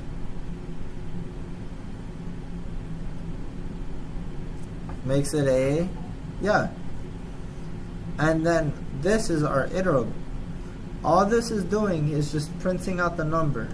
So it starts off at 0 and counts up 10 times. So what's 0 plus 1 is what?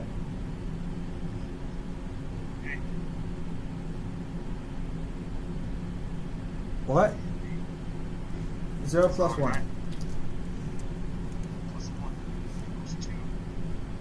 Yes. Well, first we start off at 0, but then after that it's 1 plus 1 is 2, 2 plus 1 is 3, etc. And then you count up until you run the code 10 times, which will stop you at one number. 9. Exactly. Great job. And then same thing with while loops. So here, actually, let me just see if the next lesson will help jog up your memory. Functions. Okay. So, are you ready to learn something new?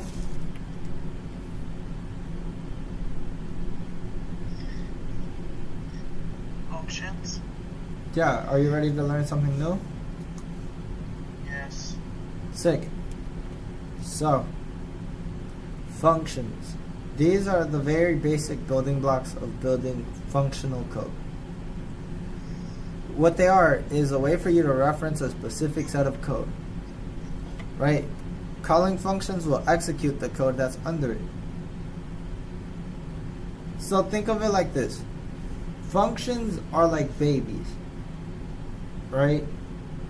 Wait, did you say functions are like babies? Yes. Stay with me now. So, Okay. when a baby is born, does it know anything? Not yet. But it's your job to teach it how to do stuff, right? So if you wanted to learn how, or if you wanted to teach your kid how to like play sports, what do you have to do?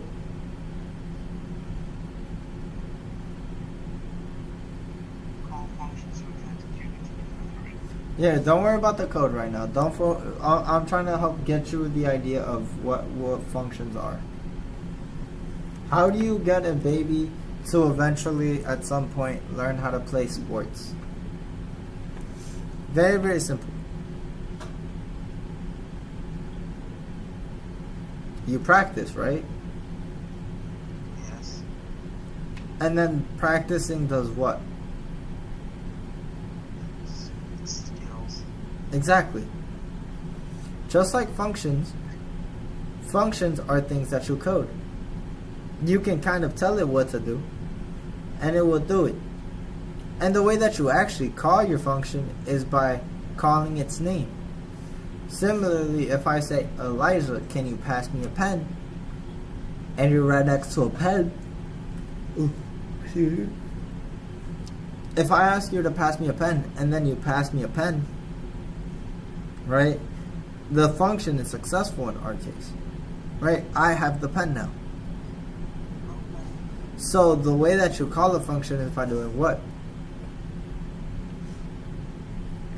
Very similar to a human. How do you do it?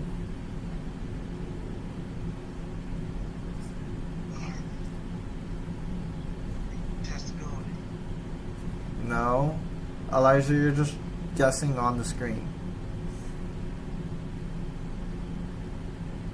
These are benefits. Don't worry about anything that's on the screen. I'm asking you, how do you think we call a function? If I ask you to pass me a pen, how would I do it? Or if you were to ask me to pass you a pen, how would you do it? When I ask you and pass you a pen, I think I can hand it to you or give it to you. Well, yes, but how? What's the first step in that whole thing? Give a pen. No. What's the first thing your parents taught you? When you don't know a stranger, what do you do? You ask them there. You ask them for their name, right? So then, what happens? You call a function by calling what? Exactly. So this is gonna be important. That is the one concept that I do need you to know, because it's gonna be how we refer to functions in the future. So the reason why they're important is because they help manage the control of the flow. They're used in programs to do a bunch of things like check conditions, execute basic code, or just like do any small task. And they do have their, benefits. Like, obviously, you don't have to write the exact same line of code multiple times over, right? And then it also makes your code a little bit easier to read. If you have a function, it might be easier, rather than you saying, for I in range of 10, print I, right? Or if the number is equal to 1, print 1. If the number is equal to 2, print 2. If the number is equal to 3, print 3, so on and so forth. You could just write function for counting. For I in range of 10, print I. And you know that counts up to 10. Well, 9, but still. And then the last thing is testability. It is very easy to test functions because all you have to do is call them by their name. Make sense? Ish? Yes. So, go ahead and read this for me. I want you to try to get a little bit more hands-on.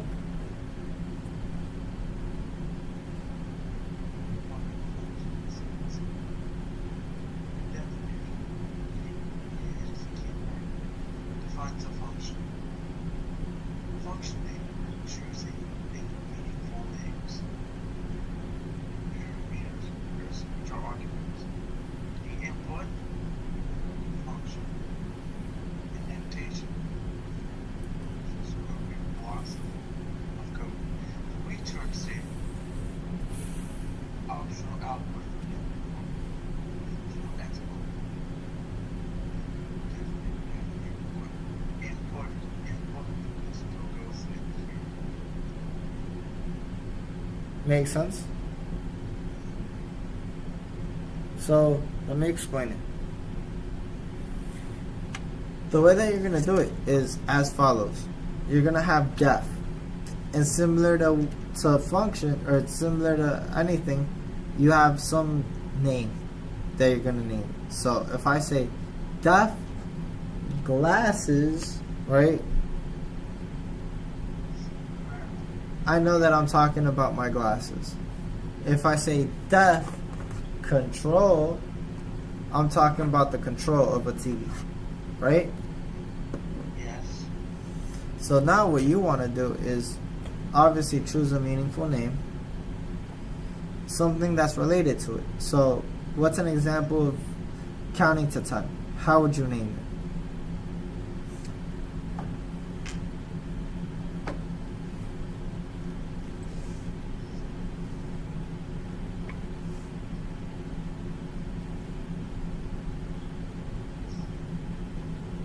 Wait a minute. Hold on. About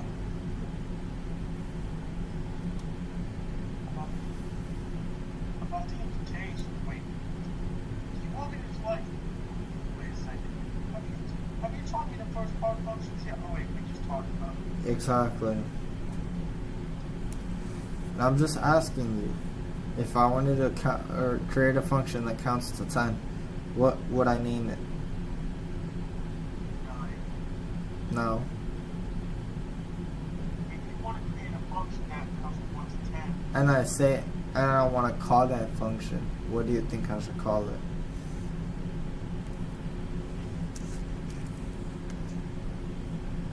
I'll give you a clue. It starts with a C.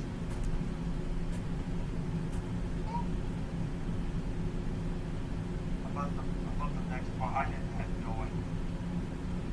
I think you're skipping ahead, Elijah. I don't know if you're paying attention as much. Like, just the name. We're not worried about the parameters. We're not worried about the indentation. We're not worried about the return statements. We're not worried about anything. Just the name. Calling a function name, choosing meaningful names. Would I not just call it count if I know that I'm creating a function that counts, right? Yes, Why do you think that works? because if you're trying to find something that you don't know yet, just think about it. And then, if you have the perfect name for a function, just say it. Yeah, kind of. So the reason why it works better is because it kind of gives you a hint as to what we're talking about. If I were to put in front of you a function that's called def count, and I were to ask you what that function is doing, you should be able to tell me it counts. Make sense? Right. So, yeah. How do functions work? They work by you calling a function by its name and by giving it a certain input if there is any. If you need to save, you use the return value. An example of a function. So let's just say we have the same calculator, but now it's just as a function where you put in the grade, and then you can just kind of say grade this student's 97, grade this student's 84, grade this student's XYZ. Then I would say grading and then some level of inputs. So like an example of this would be number grade, right? Yes. And then to call it, all I would say is call grading. Grading and then some number. So here, I think it'd be useful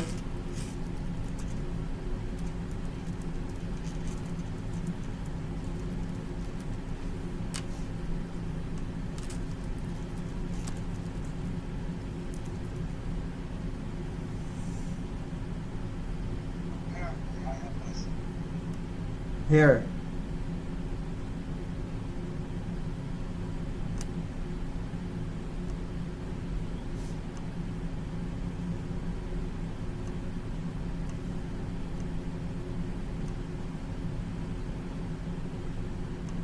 Oh dang, I can't even share audio. This Wait, is you so can't weird. share audio now. Here.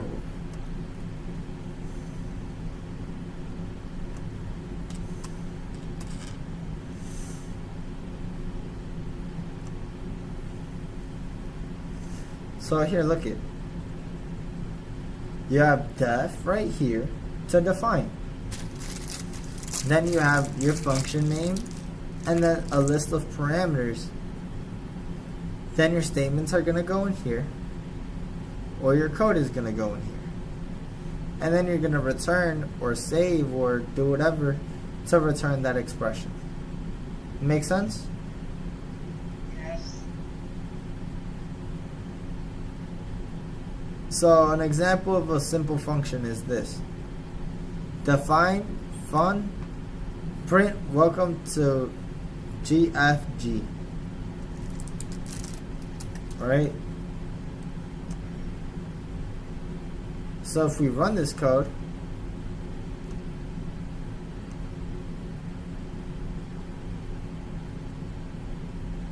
you notice how there's no output? Yeah, why do you think that is? Why is it not printing anything? Because because there's no function. There is a function. The function is fun. Fun is not a word. Fun is a word. That I know that, but in Python, no, fun is definitely red. I think you're forgetting something. How do I tell Python to do something? To do a specific function. It starts with the N.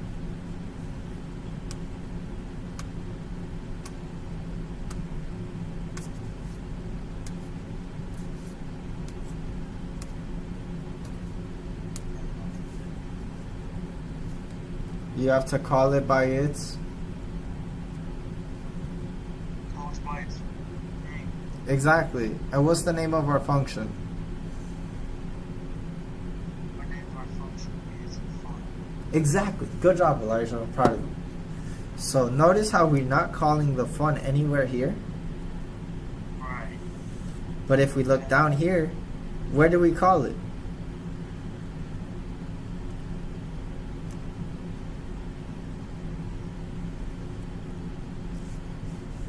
Where is fun being called? Function. Fun is the function. Where is fun being called? Is our function name. No, Elijah, I think you're misunderstanding my question. Where? So obviously we still have the function right here, fun. But where are we calling it so that way we do something with the function?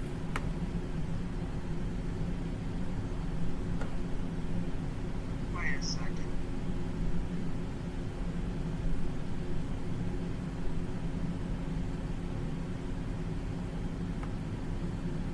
Yeah?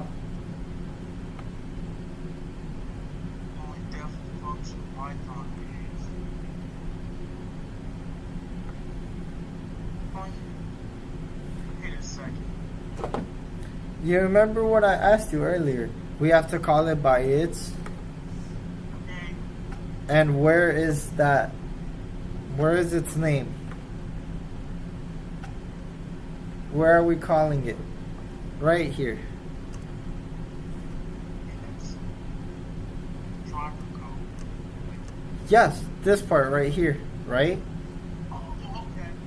So you notice how we call it and then from here it goes up here and executes? That's what we have to do. So an example is this. I'm gonna just copy this and let me go here.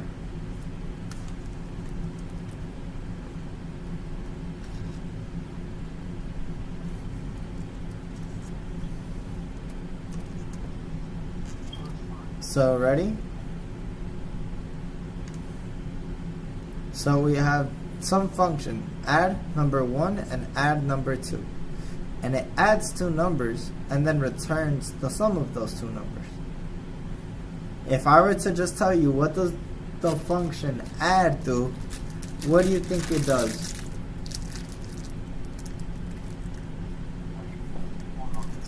This is not really a trick question. If I were to ask you what the what the function add is supposed to do, what would you say?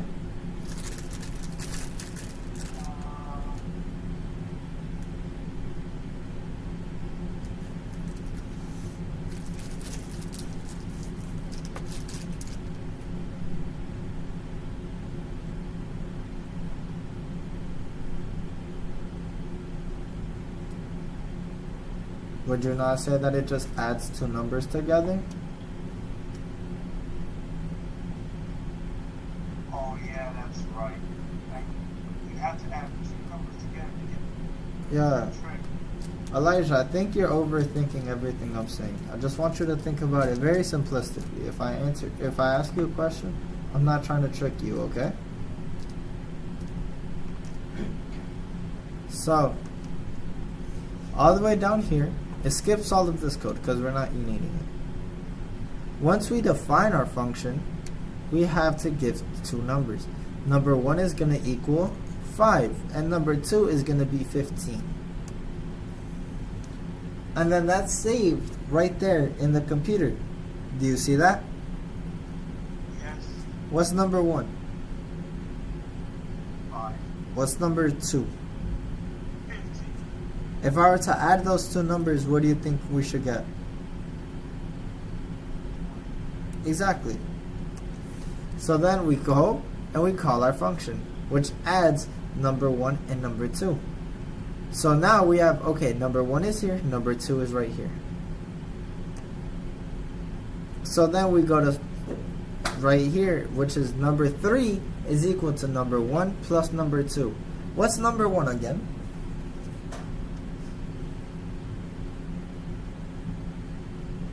Elijah, can you remind me what number 1 is?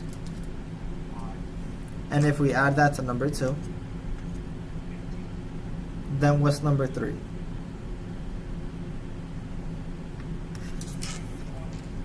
Exactly. Which means we return 20. Which means we're going to print 20. The addition of 1 or 5 plus 15 is 20. Does that make any sense?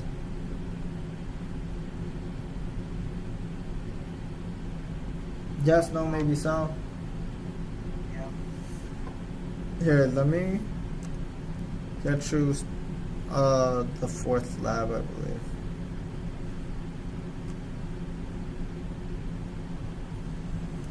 Here, what I want you to do is start trying to think about problem 1.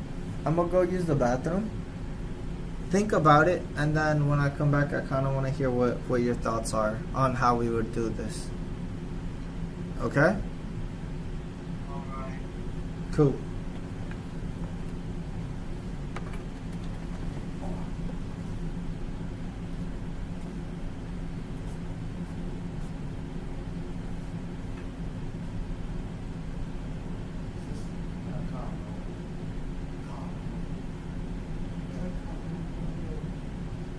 That's crazy.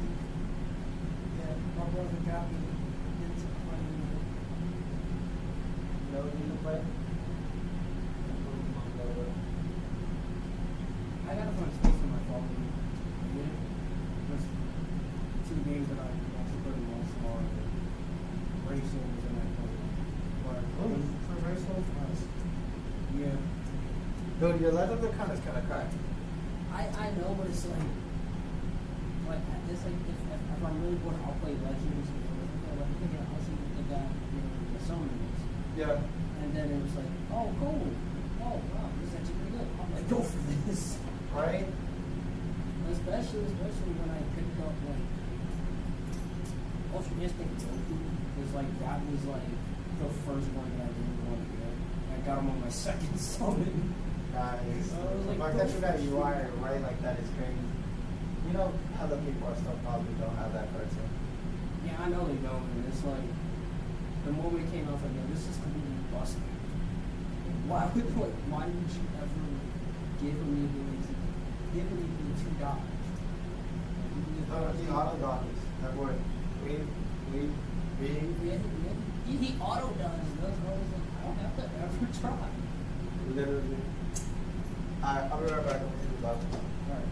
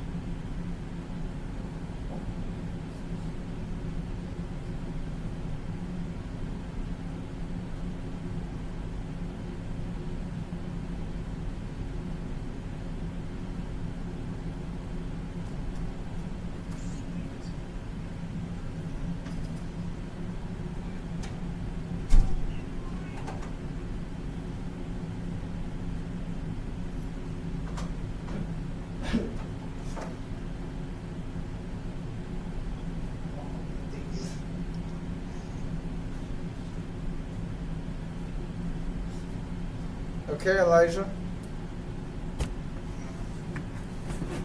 Have you had enough time to think about it? Boy, it was tricky. It was tricky for me. Well, think about it. What do you need? What do you want to do? What is the goal of the problem? Let's work backwards.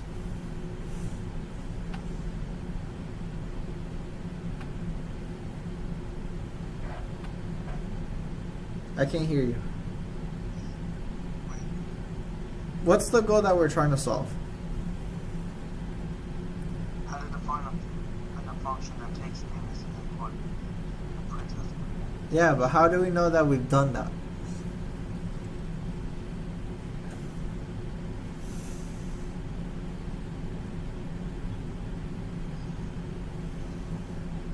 Wait, so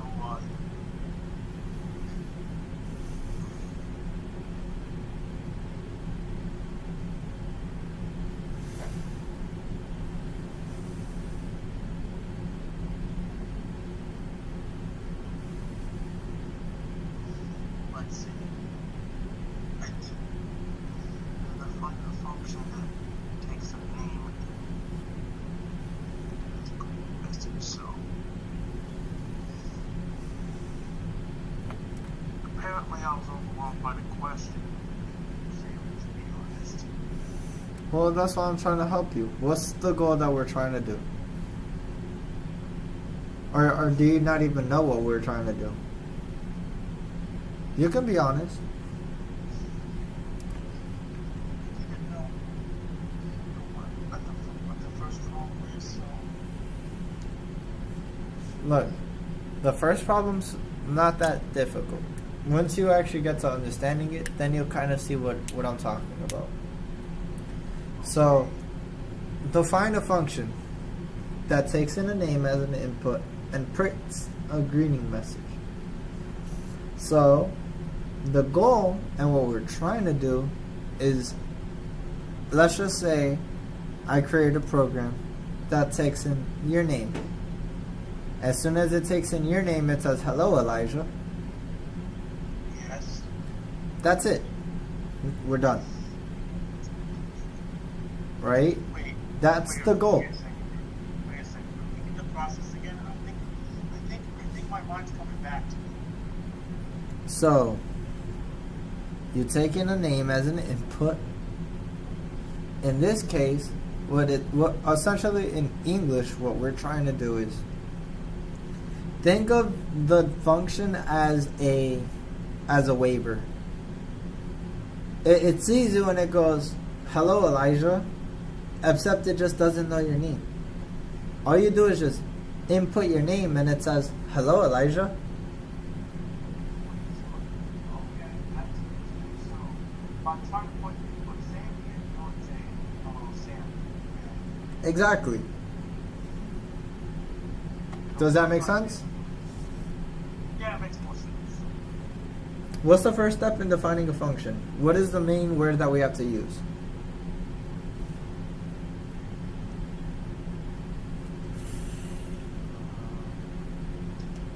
To define a function, don't you know to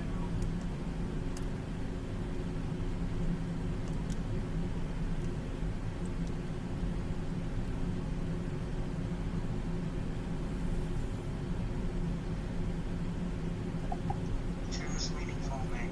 No. Well, yes, but before that, you have to use what word? Define. Uh-huh. Yeah, Which in our case is just what?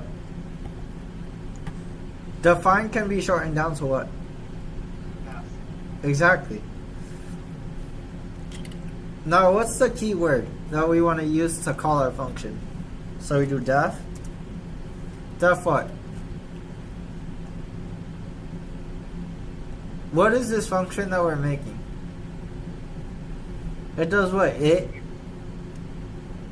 Making a greeting message. Exactly. So we could say def greeting, and then it takes in the name. And then to finish it, all we'd have to do is just print hello name. So now let's do, instead of John, we'll do Elijah. Okay.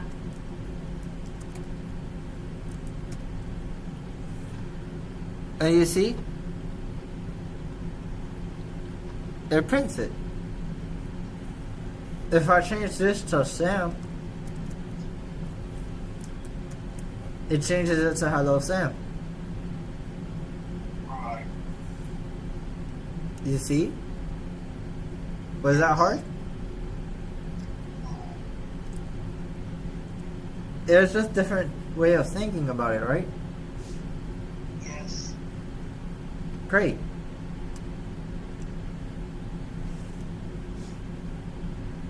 So, here.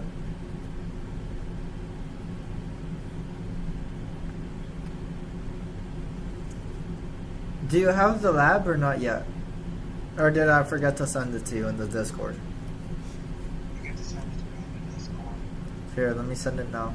So that way you can keep track.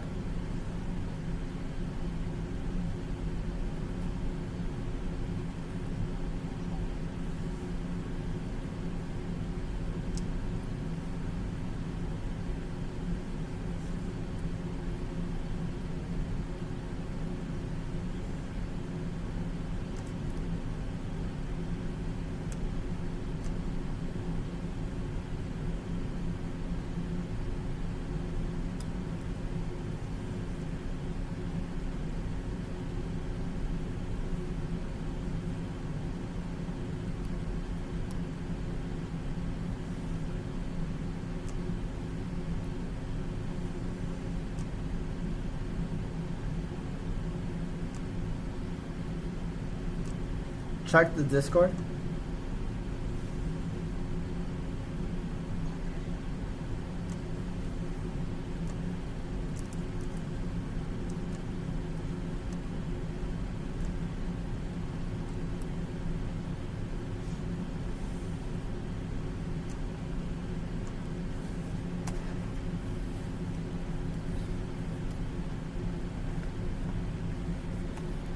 Let me know when you got it.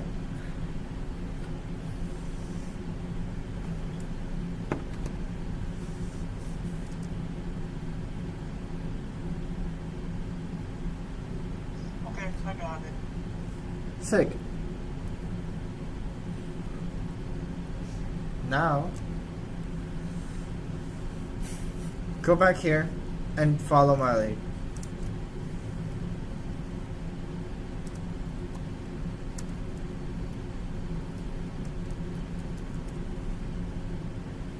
Now copy this down and let me know when you're done.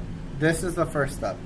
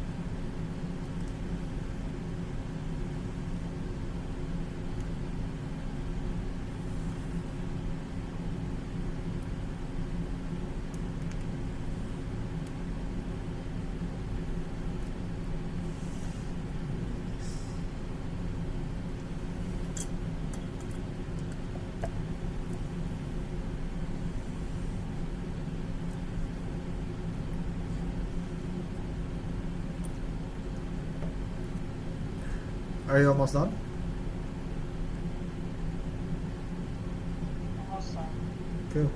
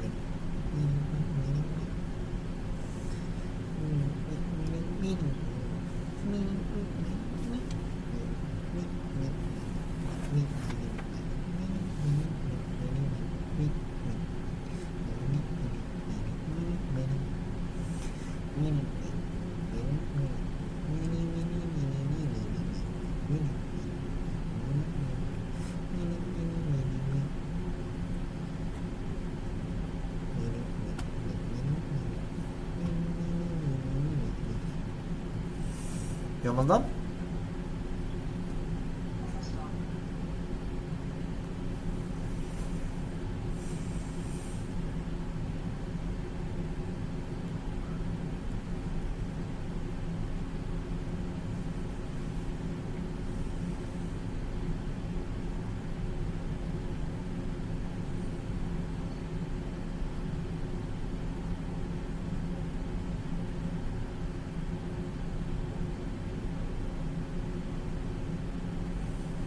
Okay, I got it.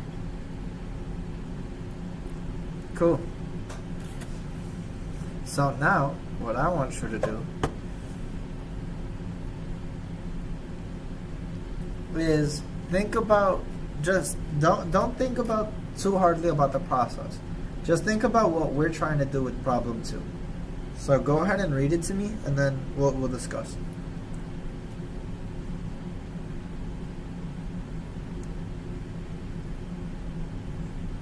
Elijah? What's there? So, you want me to do problem 2? Well, we'll start doing this together. We'll think about it together. I'll give you some time, and then we'll figure it out. But let's work backwards. What's problem 2? Like, just read it, and then from there, I want to see what you're thinking, etc.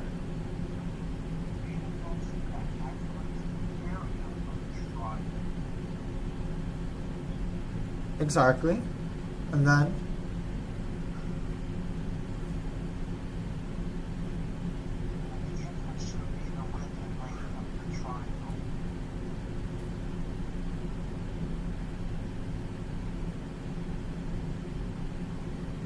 Alright, so what do you think?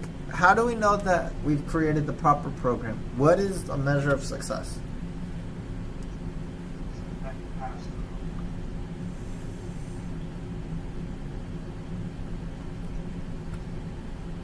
Wait, what?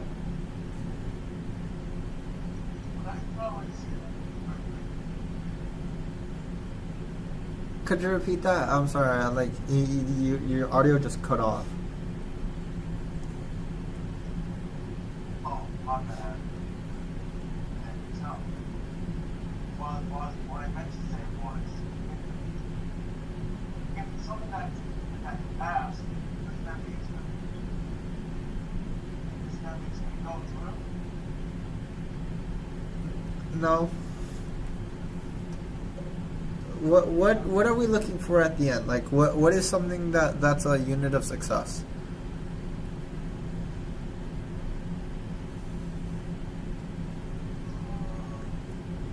Try to be as simplistic as possible.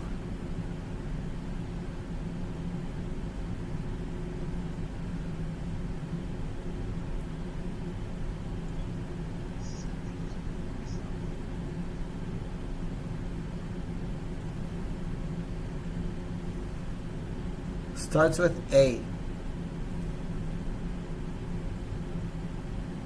Sounds a lot like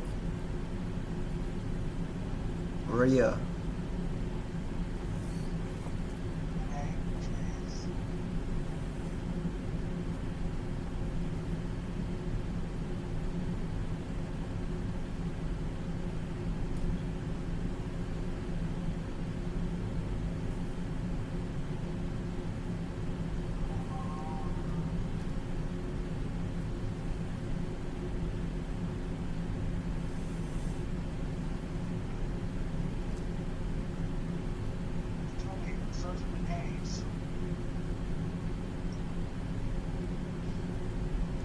Yeah. Area?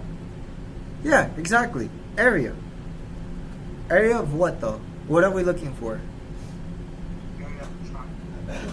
Good job. Right? So that would be like our final goal, right?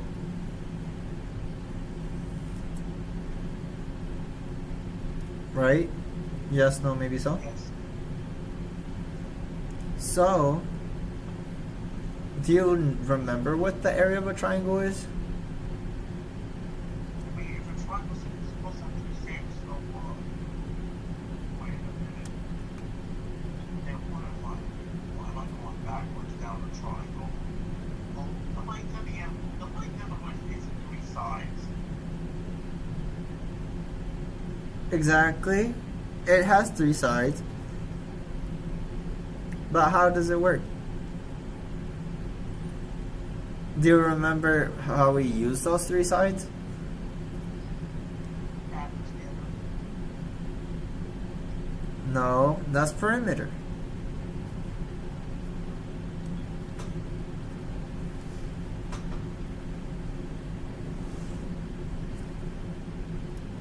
It's okay if you don't remember. I was just curious to see if you did.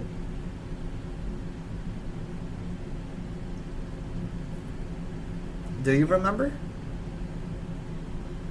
tricky, so maybe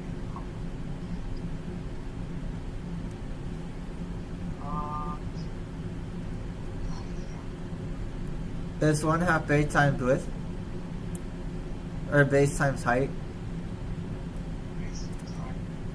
Yeah. Like, look. If we look it up right here.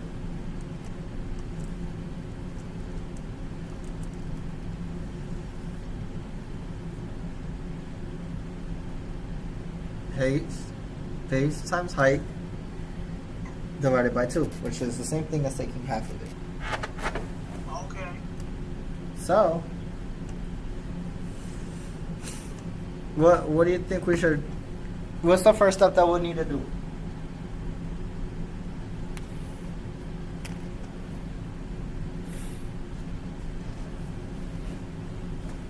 Is let's see, base times height. Divided by 2.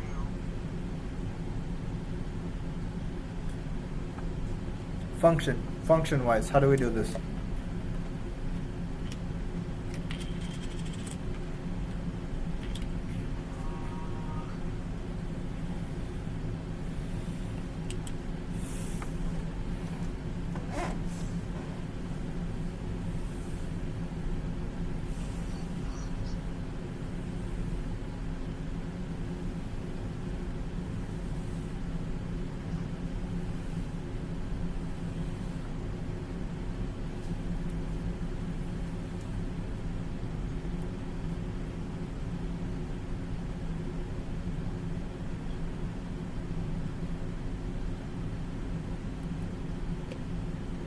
What's the first step, Elijah?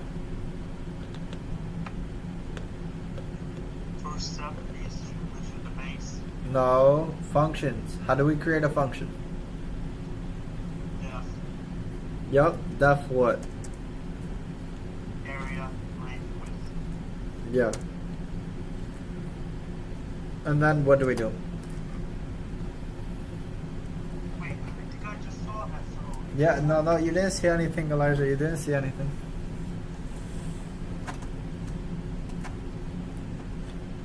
For you, how do we do this? We do what times what times what?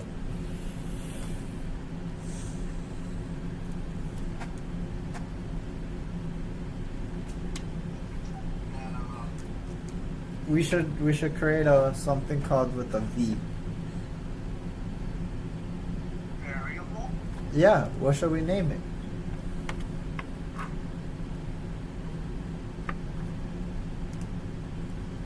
I would suggest naming it triangle. And then we'd take the lift times the width divided by 2. We don't really need to print it, but we can, and then we'll also return it. A print triangle return. Now what we'll want to do is just test it using two different areas.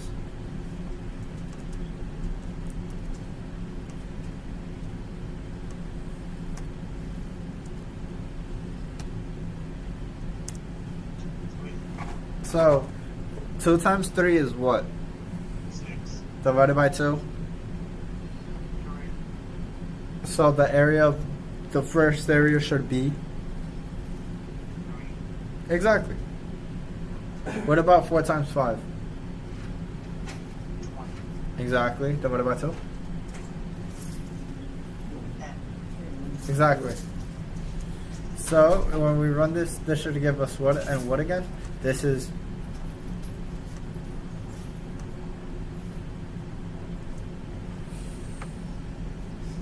I'm gonna repeat the last part of the question. what should we expect to see? You just said the two numbers.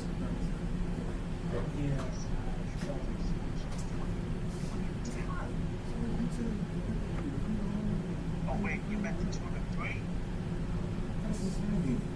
Yeah, so 2 times 3 divided by 2 is what? 6 divided by 2 is 3. And then the second one is what? 4 times 5 divided by 2 is what? Exactly. So we'll do this. Dang. And then we get 3.0 and then 10.0. Make sense?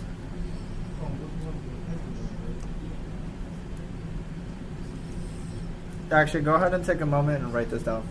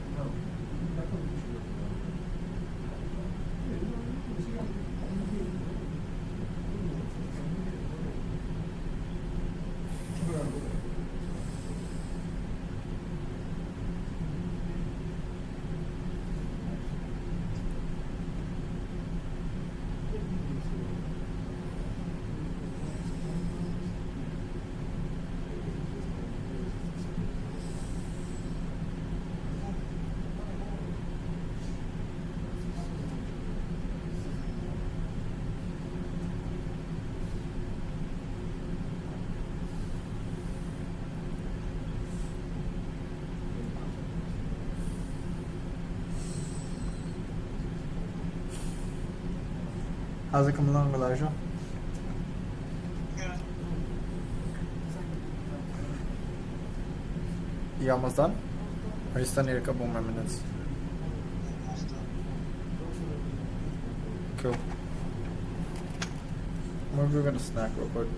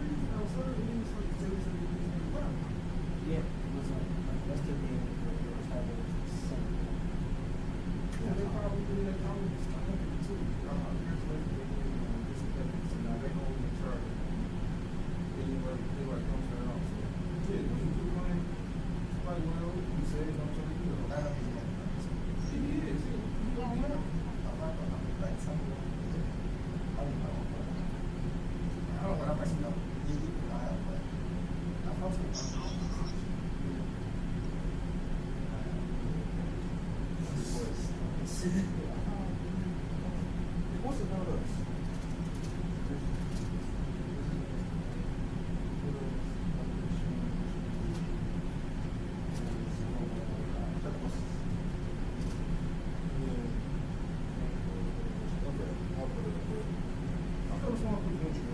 That's what this sheet process. The tree has all Yeah, man, it's really good. I listened to 17 tracks so far. Brother, I listened to the entire thing. Of course, that's not my I couldn't. I had to chaperone my kid's trip. We was pretty much going to get here. So I couldn't. Oh, you're that sick. Yeah, it was like, it was a giant. Bro, he got Kendrick on it. Three times. I was like, and my friend's trying to he's trying to say that NBA YoungBoy is better than Playboy, and I'm like, never, never. Yeah. All right. So you almost done, Elijah? Did you finish? How you're not done with everything? So I was working on it before. What line are you at?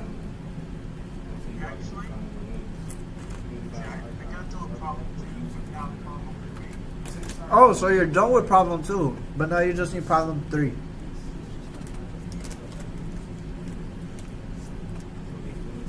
Oh.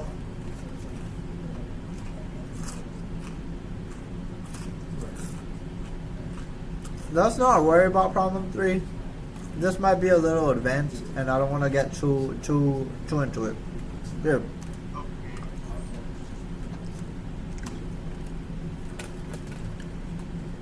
So you're done with copying problems 1 and 2, the answers, right?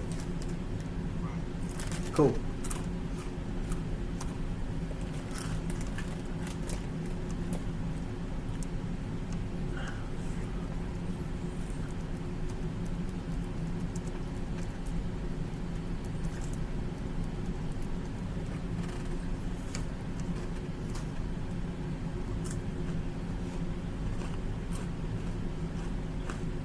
So here, do you wanna read this?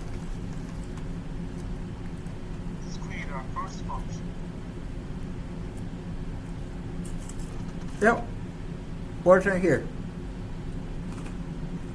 And print hello.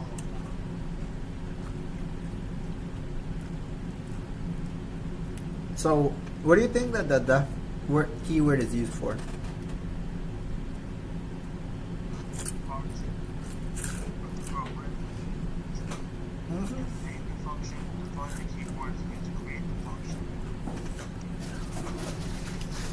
What's this? What's greet in our case? Start. Name of the function.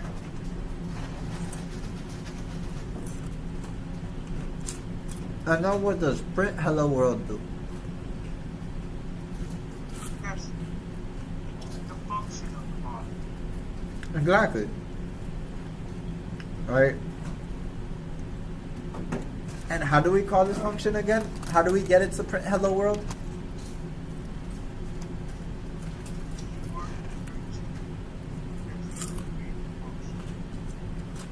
All I'd have to do is call a specific word. Just one.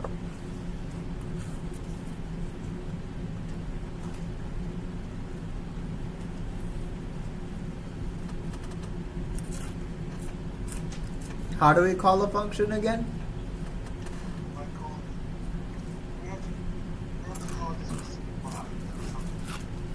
We call it by its what? And what's the name of our function? No. That's the function body. What's the name of our function? Yeah. You're guessing? Look on the screen. Look for name of the function. Greet. So how do we call this function? What? A specific name. Exactly. We just use the word greet. Right?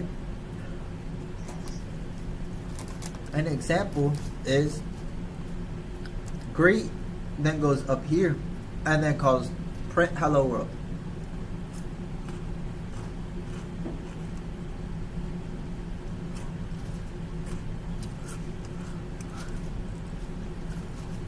You see? Yes.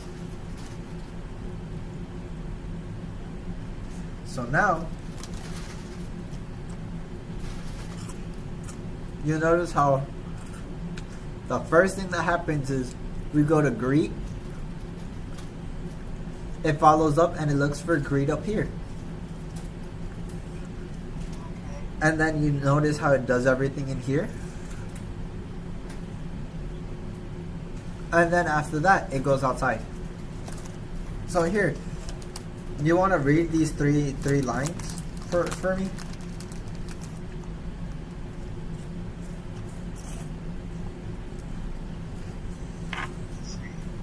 When the function is on greet, when the function greet is called program, as control transfers to the function.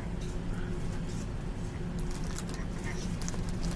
All the code inside the function sets the control of the program jumps the next statement after the function.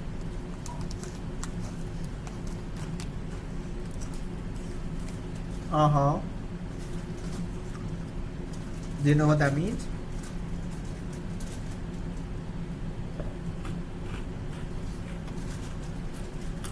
Slash, can you kind of tell me, can you elaborate a little bit on it? Like, if you were to have to describe this process in your own words, how would you do it?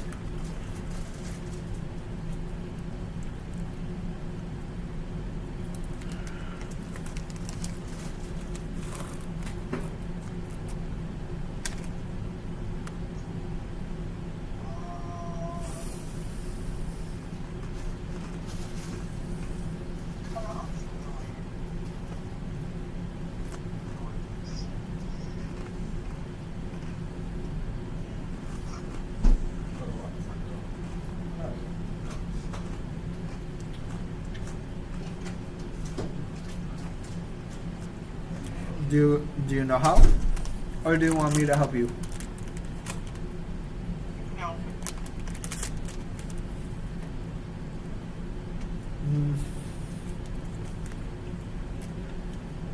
So what do you think happens when greet is used?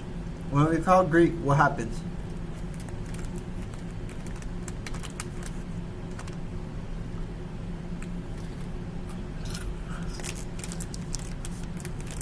Look at the diagram if it's helpful. Look at greet. Greet is the first thing that happens. Greet is the first thing that happens. So greet is our outside function. No. What is the name of our function? Greet. So what are we doing when we call the function?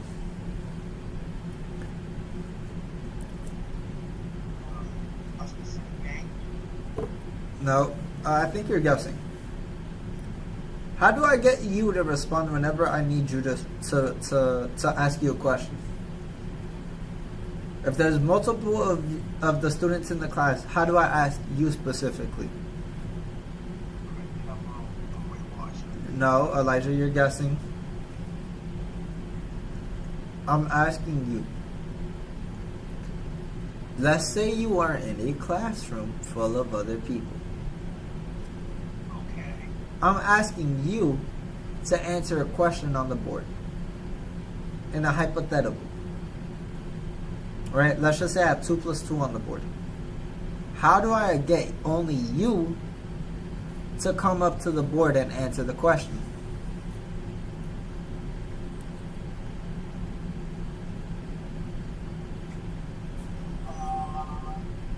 I would call you by your... So then why don't you do the same thing with functions?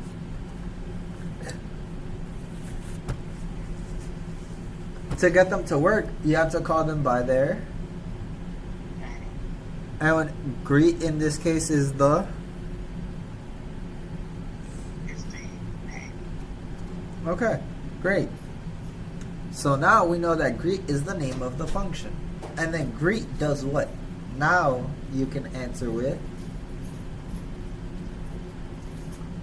Answer it with. And answer it by. what does greet do? What does the function greet do?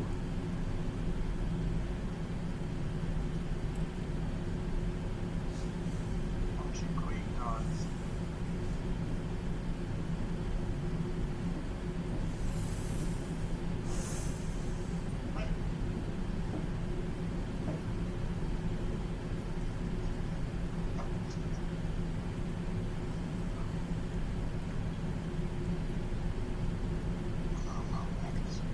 So wait, repeat the last part of the question again.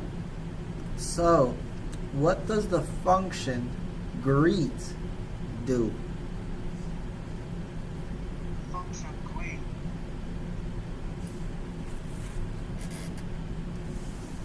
It does a very specific task.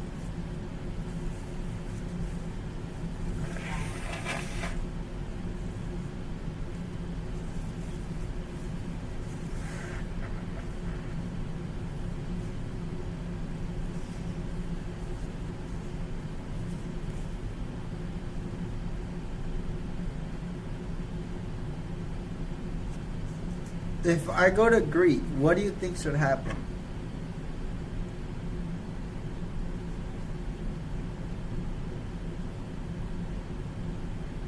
Like, what is underneath greet, Elijah? Tell me that. Print. So what does the function greet do? Print it out. Exactly. So if I call the function greet, which goes from here to here, what should the function do, Elijah? Print it out. Exactly. That's all this is saying. When the function greet is called, the program's control transfers to the function definition, which is right here. It just pretty much means I call the function that I want to use. And then after that, all the code inside the function is now executed, right? Now we take control over the program and jump to the next statement after the function call. Does that make sense? Yes. So now let's do this. We want a function that greets a person. If I call greet John, and actually here, let me jump. We have a function. Can you go ahead and tell me what you think it does?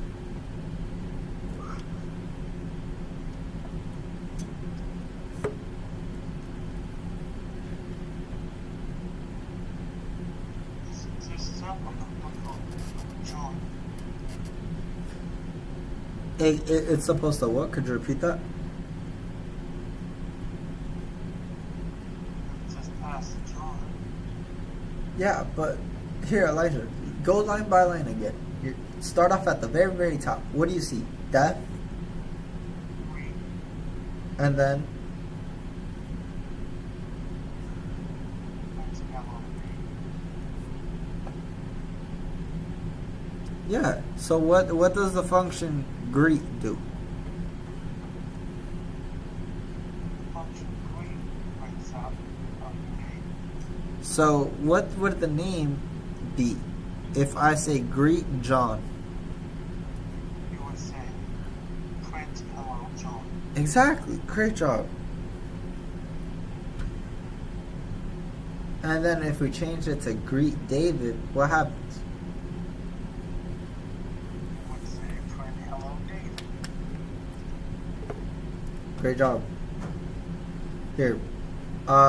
It's 7:50. We'll go ahead and I'm gonna start cleaning up around here so that way we could get everything finished. Good job today. I know today's lesson was a little bit difficult, which is why I tried taking it slow. Do you think that you're learning stuff? Do you feel like I'm helping? Do you want me to go a little slower? I would say a little bit slower. Okay.